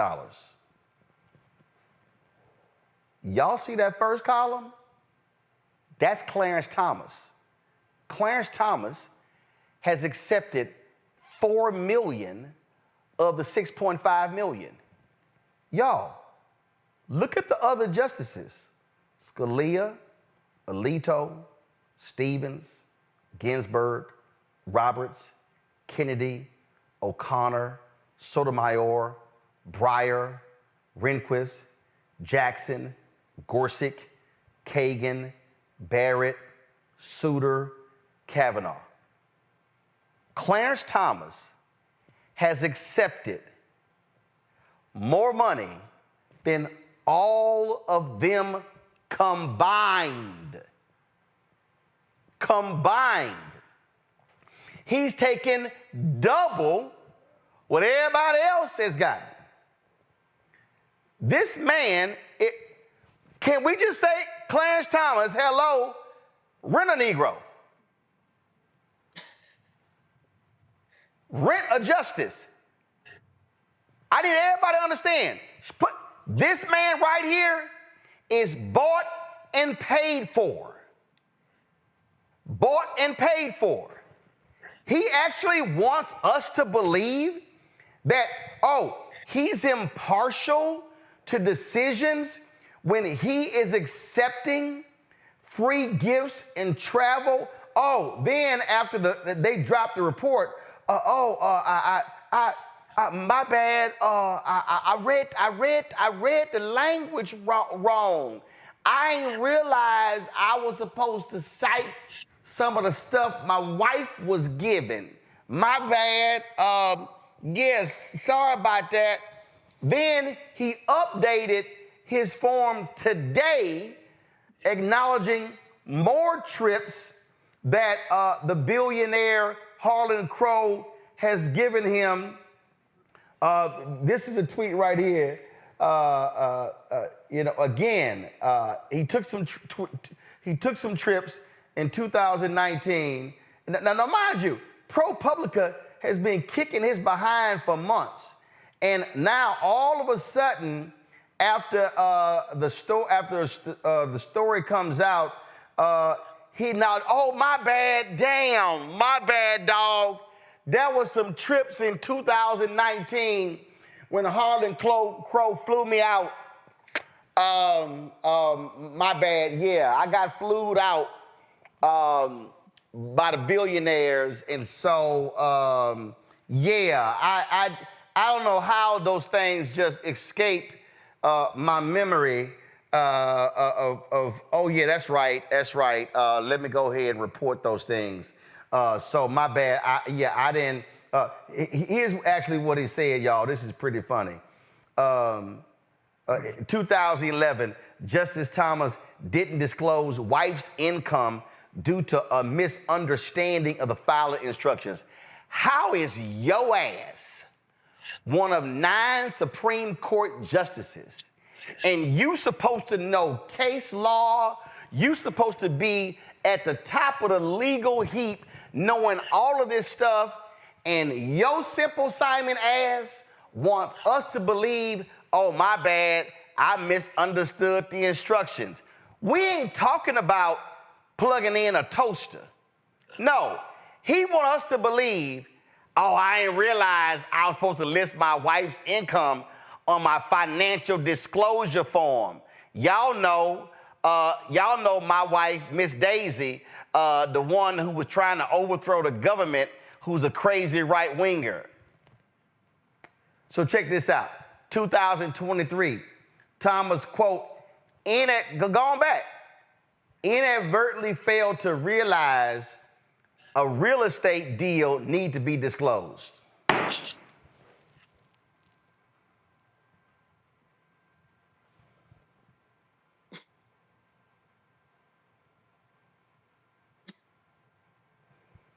It's called a financial disclosure form. Then, my bad, today, he inadvertently omitted the free luxury trips. I don't know what happened. It just slipped my mind that I was on that private jet and I was flued out to these luxury trips. I don't know what happened. I just been so busy with all of these rulings. Look, between all the rulings and my wife trying to overthrow the government, it just slipped my mind. I just didn't realize what was going on. Matt, this is the most corrupt Supreme Court justice. Abe Fortas got $160,000 from a rich friend and was forced to resign from the Supreme Court. Clarence, darling Nikki Thomas, has gotten $4 million in gifts, and we're supposed to believe he's impartial. There are a few terms that come to mind. The first is get it how you live. The second term is who gonna check me, boo? Because that's really the question here. The Supreme Court does what it wants, right? I mean, we've heard about the recent fights to even implement any kind of ethics. I'll give you an example. When I was an assistant DA, I would never let anybody pay for my lunch. Because under the Texas rules, even though I could accept that, I never wanted there to ever be a question about impartiality, and I never wanted to be accused of accepting a gift. It is crazy. It is downright corrupt. It is Tammany Hall tactics, frankly, that a Supreme Court justice would continue to take all of these gifts and then lie about it. Oh, I didn't realize I couldn't do that.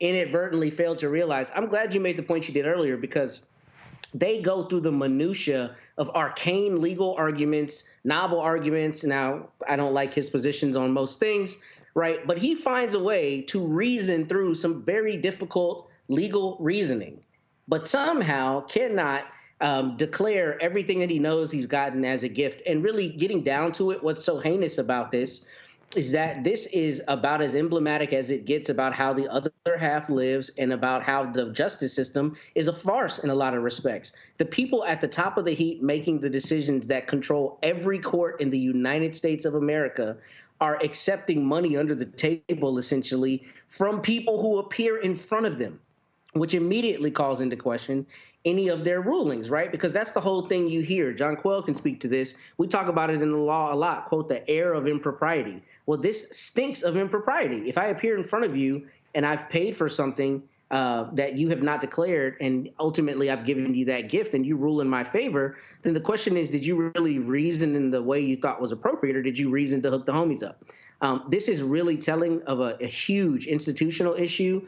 And I mean, in reading and preparing for the segment, I saw that Justice Jackson and others have received Beyonce tickets and other kinds of things. And look, you know, I like the idea that ideologically we know where she lies, but none of them should accept gifts. Right. Because their rulings are immediately called into question. Right.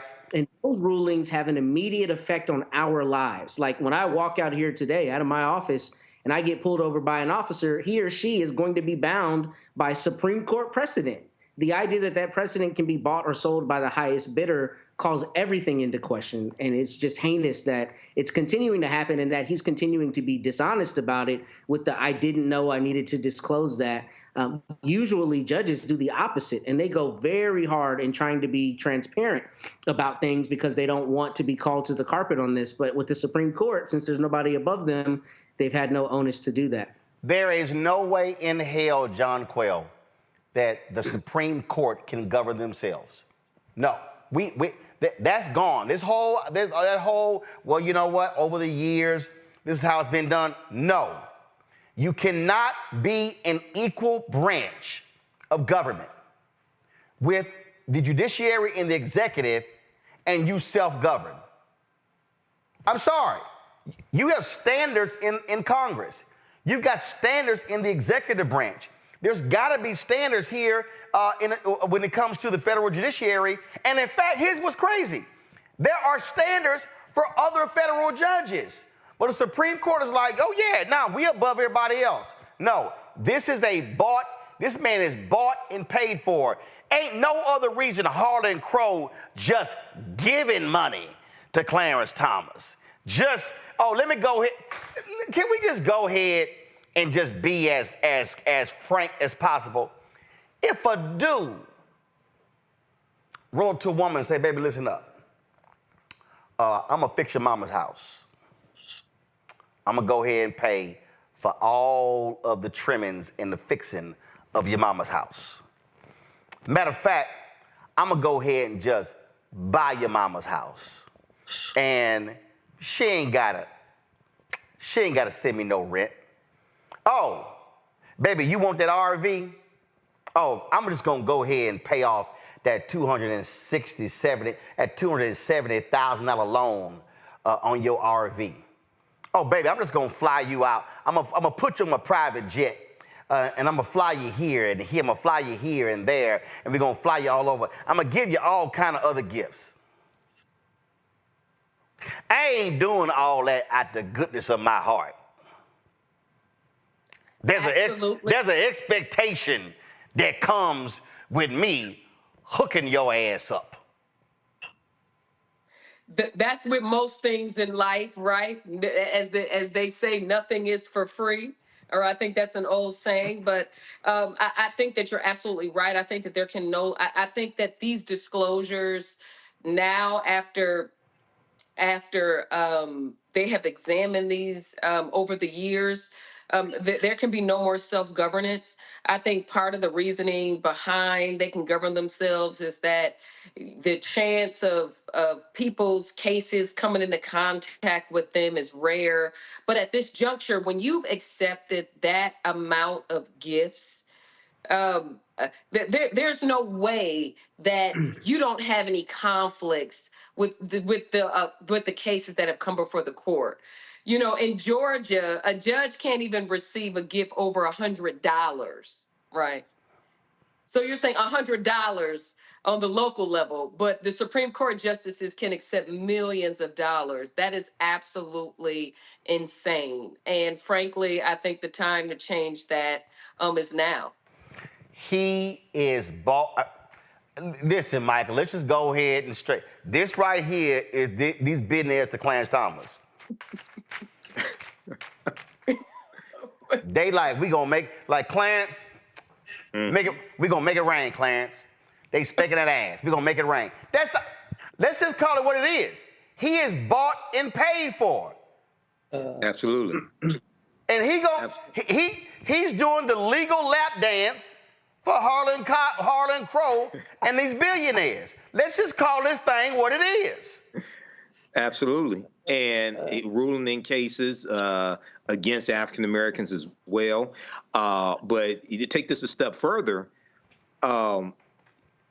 Clarence Thomas could have been nullified if more people in 2016 had voted for Hillary Clinton, because Donald Trump got 3 Supreme Court justices. And let's take another step further. These were ultra-conservative Supreme Court justices that Donald Trump got confirmed. They were given to him that came from lists from the Heritage Foundation and the Federalist Society, as well as the 226 federal judges that Donald Trump got confirmed as well. So people, a lot of times, we don't connect the dots in how we got here, right? If Hillary Clinton had become president, she would have gotten 3 Supreme Court justices, so it would be 5-4. Liberal Supreme Court as opposed to 6-3 conservative Supreme Court. And the Supreme Court justices and federal judges are one of the lasting effects of a presidency. Clarence Thomas was nominated. Clarence Thomas was appointed by. But listen, I get all of that. I get all that history.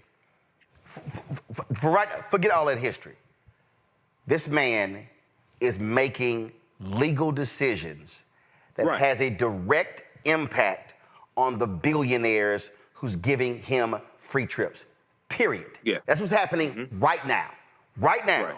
This man Chief Justice John Roberts should be far more aggressive in holding this man accountable. And frankly, Roberts has been silent. He is allowing his court to be corrupted. It's corrupted by Clarence Thomas. It's corrupted by Sam Alito, period. Well, Roberts and Alito, they served in the Reagan administration. They served in the... Yeah, but I'm talking about right now. Right now, they are making decisions today that's impacting it's impacting these billionaires. There's no way around it. And this whole, there's no direct case. No. We ain't buying that. We ain't buying it. It's corruption, but that's why they were put there in the first place. Yeah, but it's corrupt. But this is where Senator Dick Durbin of the Senate Judiciary Committee needs to be a lot more aggressive, and he's been far too passive allowing these things to happen. 20 seconds, I got to go to break. That's what I was coming to. New York Times, there's an article from today, June 7th. Senate Democrats face escalating calls for broader investigation into High Court. Well, they need to hurry the hell up because they too damn slow and they too passive on this whole thing. Got to go to a break real quick. We come back. Education Matters on Roland Martin Unfiltered on the Black Star Network.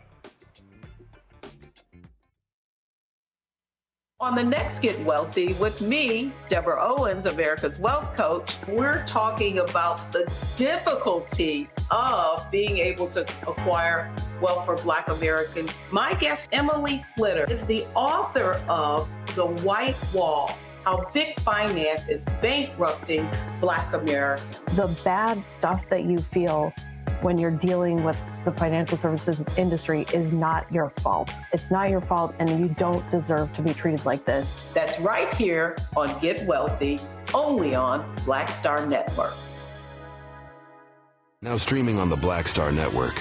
It was my junior year at Georgetown, and Spike calls me and he says, Malcolm, what are you doing next year? So, graduating, you know. He said, take a year off, work on Malcolm X. I said, okay. But first of all, for the folks who don't know, Spike is my cousin. Spike is my cousin. Just the person watching, like, how the hell is Spike just gonna tell you that it's true? It's true.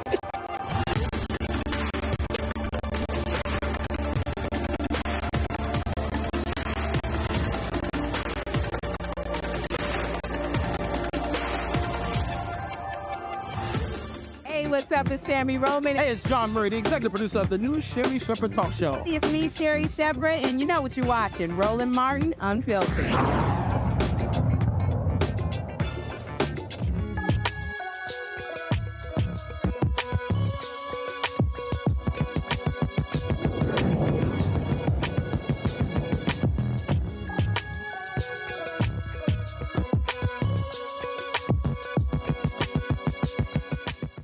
Financial literacy is critically important. That's why our father is hosting an online summer camp that helps Black youth learn about investing in the stock market, crypto, real estate, and more. Kavon Chisholm is Executive Director of Junior Wall Streeters, Inc. He joins me from Gainesville, Virginia.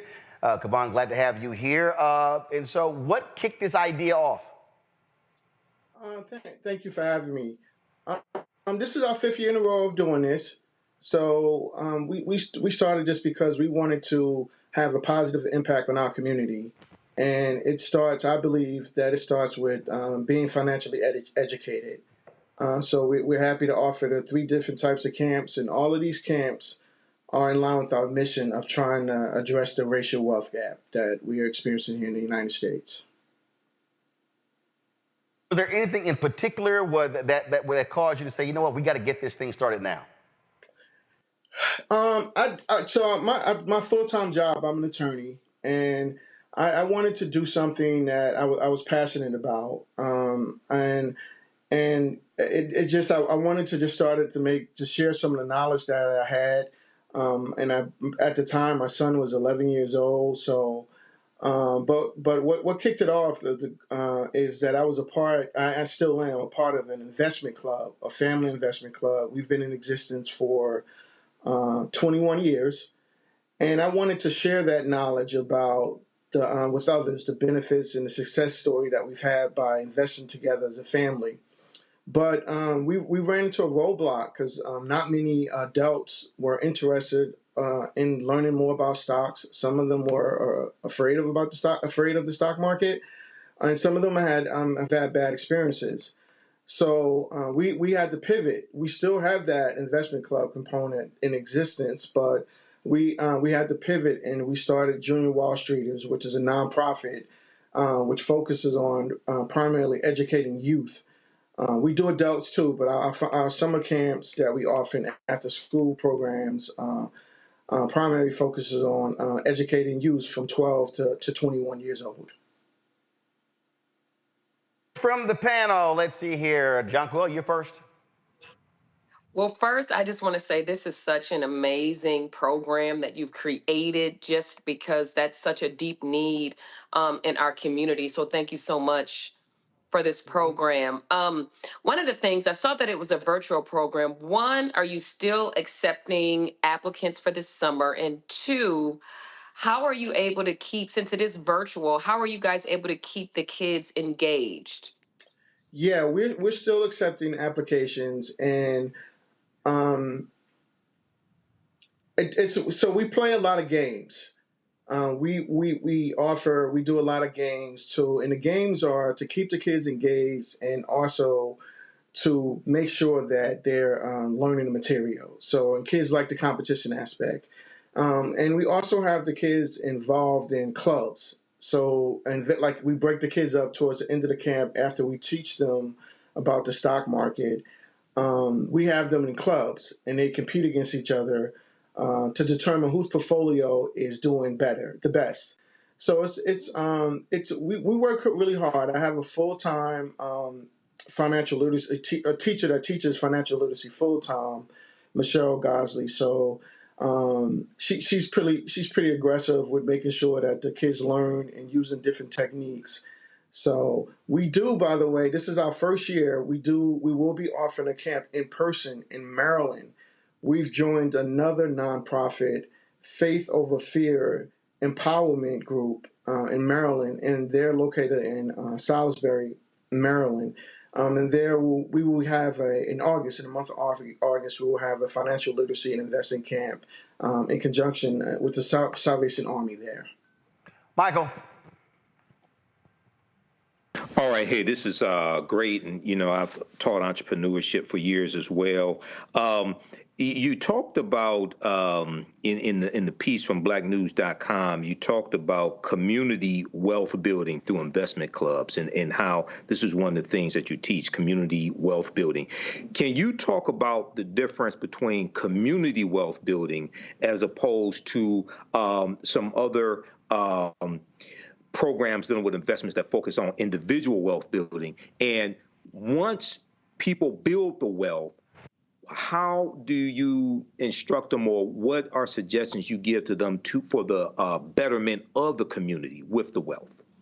Yeah, so we really haven't, just because the lack of interest in many of, I'll be honest, unfortunately, many African Americans are just not interested in starting investment clubs. My goal when I started this business 5 years ago was to have 10 investment clubs started, and then move on to do some type of angel investing. And thus far, we've only had 3. I wrote a book on this as well, building wealth through financial legacy, building wealth through investment clubs. So that's why we're working with youth, right?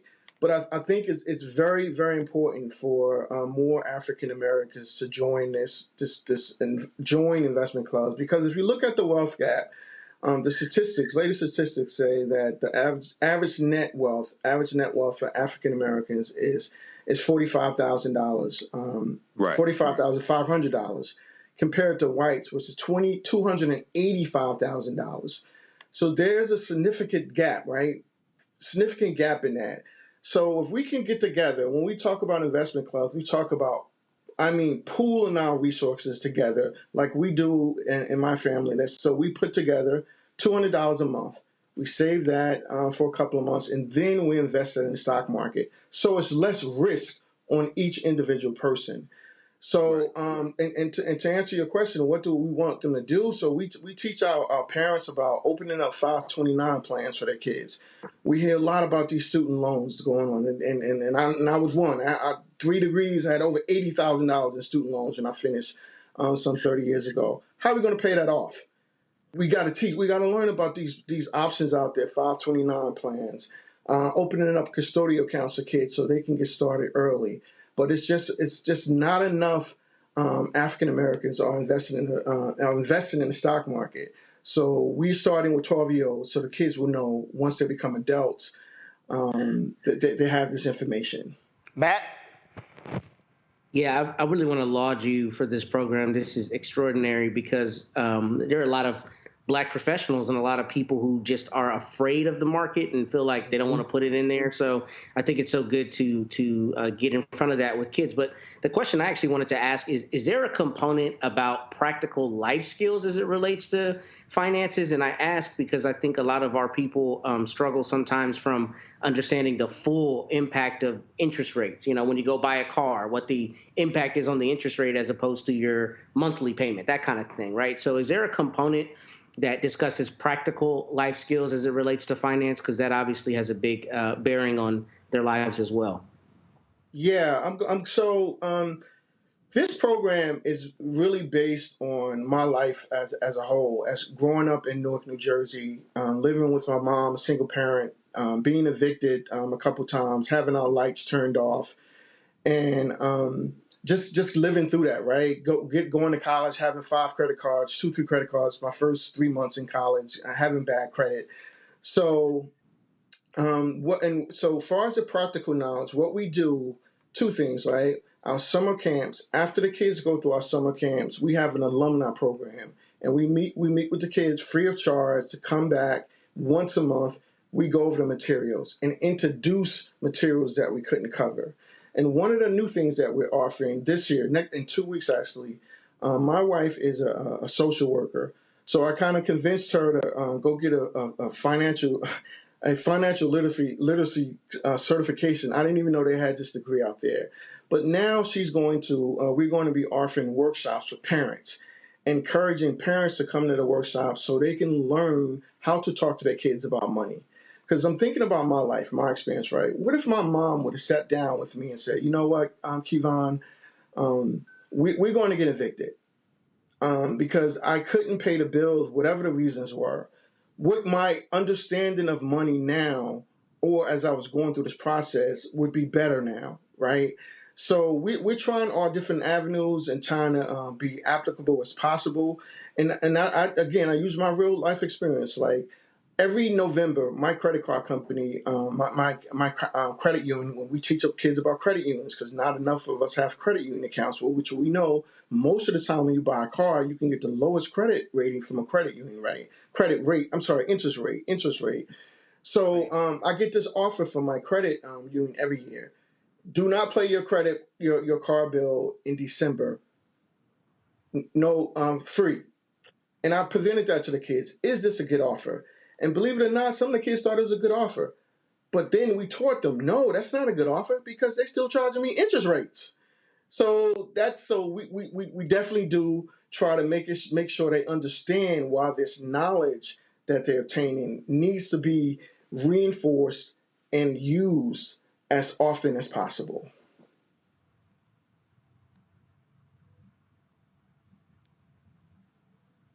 So, Kevon, how can folks get more information? More information, go to our website, www.junior.wallstreeters.org. And we do have limited amount of scholarships for campers. I just want to encourage you, our application is right on the website. If you do get awarded a scholarship, please attend the camp for the full 2 weeks. The financial literacy camps are 2 weeks. Introduction to cryptocurrency is 1 week, and introduction to real estate investment is 1 week. And we are also still looking for sponsors to sponsor the kids that are unable to attend the camp, because we believe regardless of your parents' financial situation, you deserve a financial education. So anyone is willing to sponsor a camper, you can do that as well from looking at our going to our website. All right. JuniorWallStreeters.org. All right, Kevon, we surely appreciate it. Thank you so very much. Thank you for having me. All right, to the panel, I surely appreciate it. Michael, Jonquel, Matt, thank you so very much for joining us today's show. I certainly appreciate it. Folks, I'm going to come back. I'm going to talk about Steve Harvey Golf Classic, which took place Wednesday in Atlanta. Hey, don't forget. So here's the deal. There are 45 copies of the first left. I have signed all of them. I've looked everywhere. It's just 45 left. If you want to get one of those 45, you better order it now, because we're going to be completely gone. And I told you I'm not reprinting anything. And so you can go to RolandSMartin.com/thefirst, RolandSMartin.com/thefirst to actually check out to get your copy of that book. So again, y'all, come on, put the graphic up, guys. Why are we so slow? Let's go. Thank you very much. Again, get your copy of the first. Again, just about 45 copies left. And then once they're gone, they are absolutely gone. What are we doing in there? Okay, all right. So again, go to RolandSMartin.com/thefirst, RolandSMartin.com/thefirst. I'll be right back.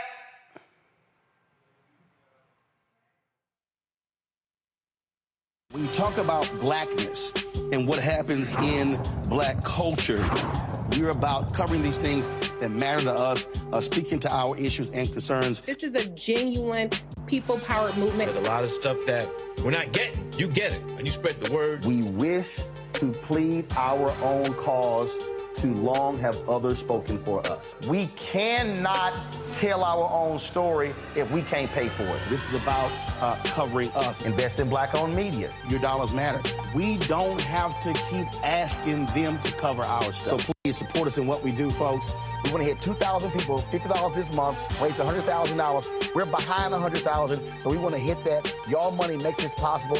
Checks and money orders go to P.O. Box 57196, Washington, D.C. 20037-0196. The Cash App is $RM Unfiltered. PayPal is R Martin Unfiltered. Venmo is RM Unfiltered. Zelle is Roland@RolandSMartin.com.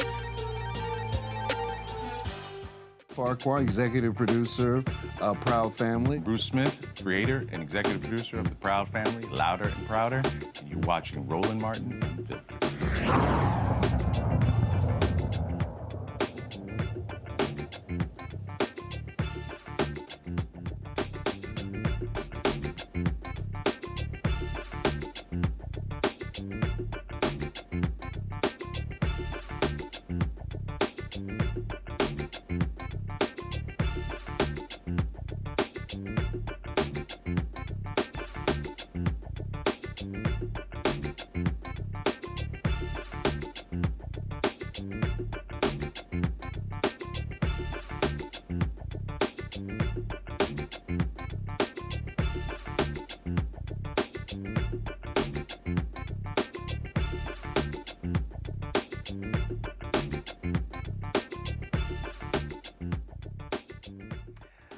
All right, y'all, Wednesday, I was at in Atlanta, the Steve Harvey Charity Golf Classic, so we had an absolute fabulous time, all the players out there.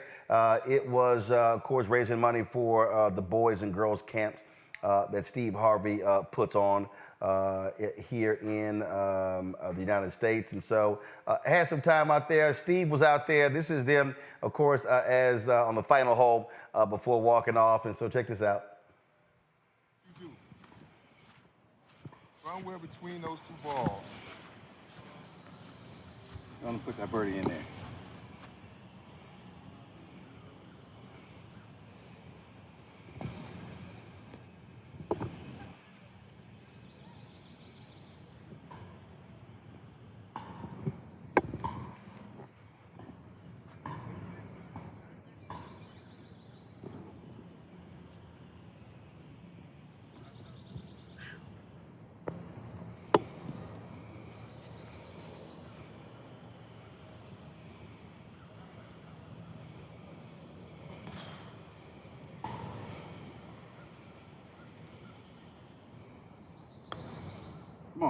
Come on, get there, get there.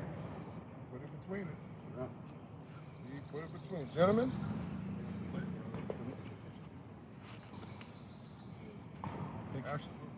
We don't do pictures. Oh, okay. We don't do pictures. Don't believe that shit, man. Hey, how you doing, sir? What's up? Yeah, all right, all right. What's up, man? Hey, Les, good game, baby. Thank you, man. Enjoy it, man. Yeah. Blues and game, boy. My man. What you gonna Les? Yes, sir. Roland Martin. How you hit him, Doc? Thank you for coming out. Well, for the way I play, I hit him great. You probably be very unhappy at this point. But I have lowered my expectations to the point where I can have a great time playing golf. I'm a much better fisherman, but ain't no fish out here. But the other kids, you raise the funds for the kids, right? That's absolutely, that's all that matters. How'd you play today? I don't know, I think we finished 9-10. Yeah, we liked out there. We was trying to get 11, 12. Where we at, y'all? About 11, 10, 11. I was about to say, of course, somebody gonna come in here with a shoot a 40. 48. Yeah. All eagles, an albatross. You finna see some greatness out here. You're gonna announce the winner and everybody gonna go, Jesus. Yeah, that's what's planned. Roland Martin, appreciate you, man. Not a problem, Doc. Always support the good cause. Yes, sir. Glad to be here. A good brother. Yes, sir. All right. Now, Steve was surprised by the homie Charles Barkley, who was out there as well, and so I decided to go visit their group.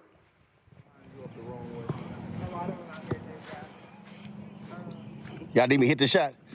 We already hit. How you doing, brother? Chilling.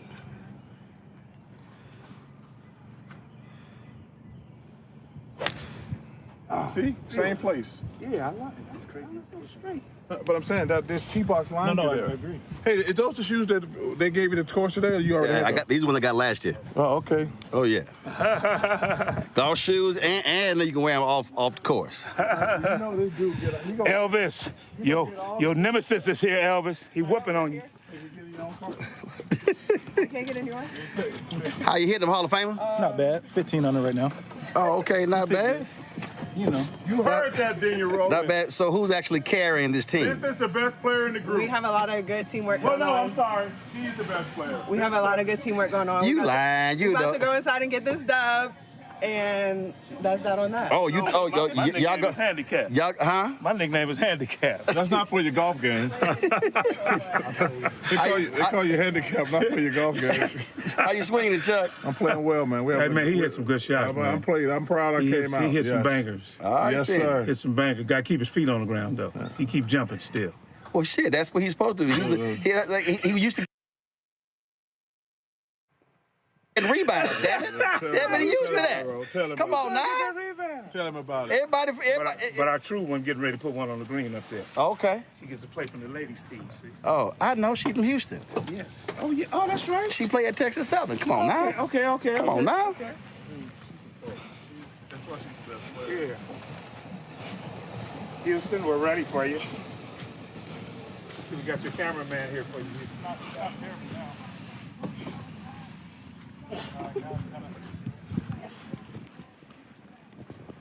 Yeah, it is. What? This your caddy? I just put middle. It's my caddy and my coach. Teamwork, you know what it says. Teamwork. Now I think middle of the green. You think so? Yeah, and let the win.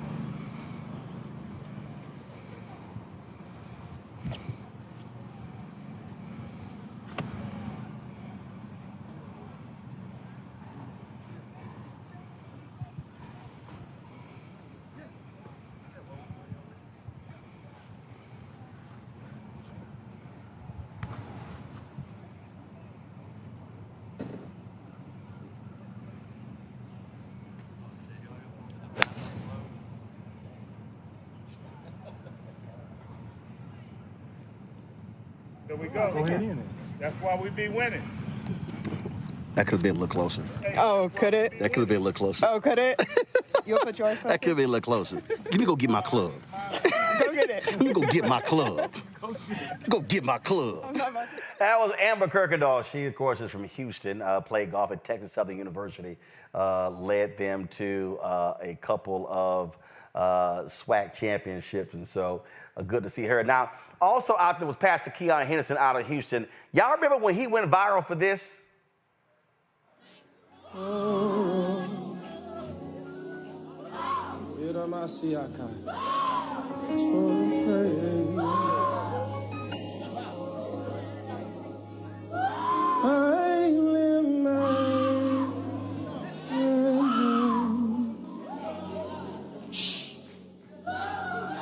Hey.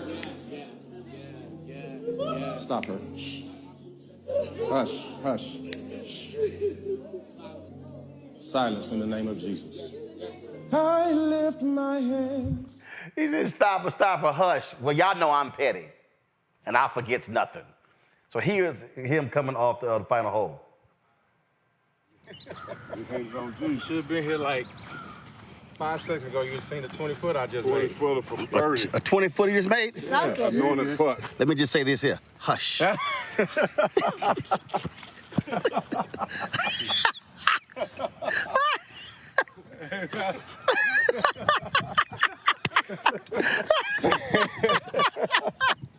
It's gonna be with me forever, man.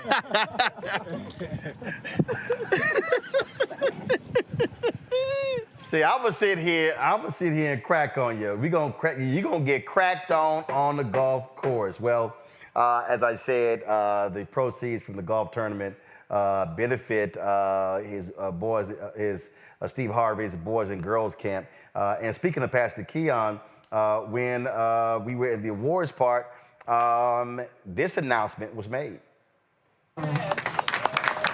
Please stand to your feet. Give it up for Pastor Keon for blessing the Stephen Martin Harvey Foundation with $100,000. Wow, wow. I need to hear this. I need to hear it. Pastor Keon, thank you so much. God, thank you, thank you, thank you. You ain't got to hush. Anybody else want to speak now? Again, a $100,000 donation to Pastor Keon to the Steve and Marjorie Harvey Foundation. And finally, here's Steve talking about there was a group of young men from Chicago who came there who were involved in this program, and they spoke about the importance of the program. And so this was Steve right here. I really appreciate them young brothers coming up here from Chicago. Hey, man. When you all come to this camp, when you all give, look, man, it changes people's lives. You don't know, like the brother from 100 Men said, they be what they see. And when they see us, they become us. A young boy is going to be the man that he sees in front of him. We got to get them out of these conditions. All of you survive rough conditions, man. And we got to keep making it possible for these young kids to see something different. Grab them, snatch them up. I had a cat. Me and my wife was coming through customs about 8 years ago. And a guy came up to me, he said, Mr. Harvey, I want to talk to you. And he was sagging. I mean, his underwear was showing. So I said, you want to talk to me? He said, yeah. I said, man, pull your pants up, tuck your shirt in so I can talk to you. He said, oh, okay. He started stucking his shirt. I said, well, pull your belt, tighten your belt up so we can talk. He was just doing it because he wanted to talk to me. But I'm not talking to you and you showing me your underwear. He said, so why I got to pull my pants up to talk to you? Because I said, I don't talk to men who are showing me their underwear. That's not the manly thing to do. You know what his problem was? It was a girl that worked in customs that he wanted to talk to. And he didn't have a father and a big brother. And he wanted to ask me, what could he say to talk to that girl? So I said, why don't you go up and introduce yourself? He said, should me like go up and say, what's up, shorty? I said, no, motherfucker, ask her.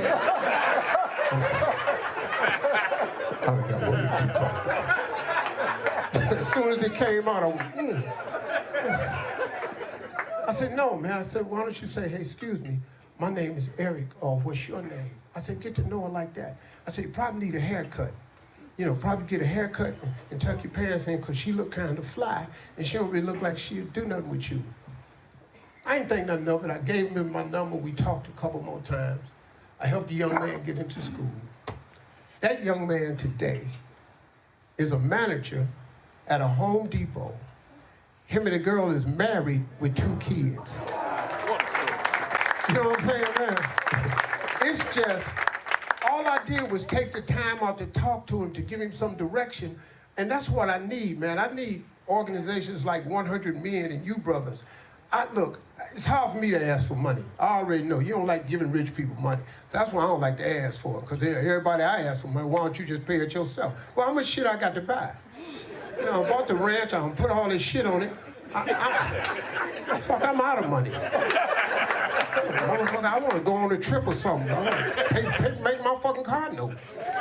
I can't just give up all my money, and I'm helping other people's kids. But man, the money you donate, if you take the time out to just talk to these young cats, man, when you ain't got no father, when you ain't got no brother, you trying to figure this out. You know how hard manhood is. This shit is hard without no direction. You know, a young man without a role model is like an explorer without a map. How do you figure manhood out without talking to another man? So as many of you that can volunteer your time, I don't care if you don't have money. If you give me your time and you can snatch up one of these cats and give them your number. Just give these boys a number, somebody they can call and run something by. That can change their life. You feel what I'm saying? You feel what I'm saying?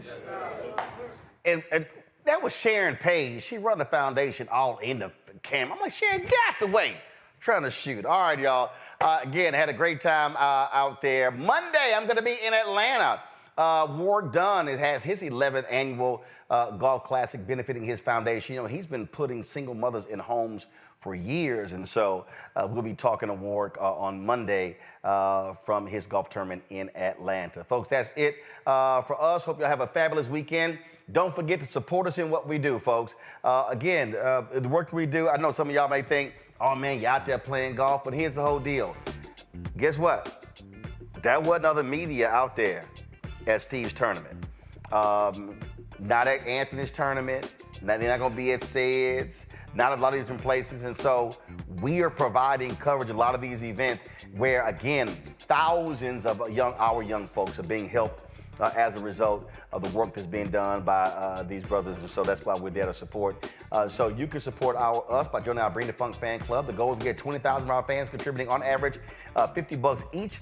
$4.19 a month, 13 cents a day. You can send your check and money over to P.O. Box 57196, Washington, D.C., 20037-0196. Cash App, $RM Unfiltered. PayPal, R Martin Unfiltered.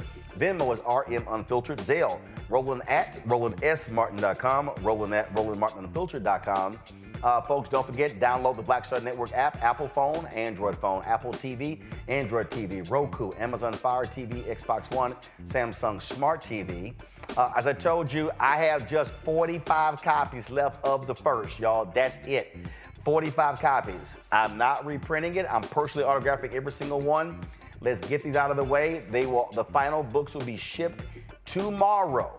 And so you order the book now. I will be autographing it tonight. And so I cut the price. It's $10. Shipping and handling is $7.99. I'll be personally autographing. So get your copy of the first President Barack Obama's Road to the White House as originally reported by Roland S. Martin. Go to RolandSMartin.com/the first. Also get a copy of my book, White Fear, How the Browning of America is Making White Folks Lose Their Minds. Available at bookstores nationwide. Get the audio version on Audible. Folks, I'll see y'all on Monday from Atlanta. Ho!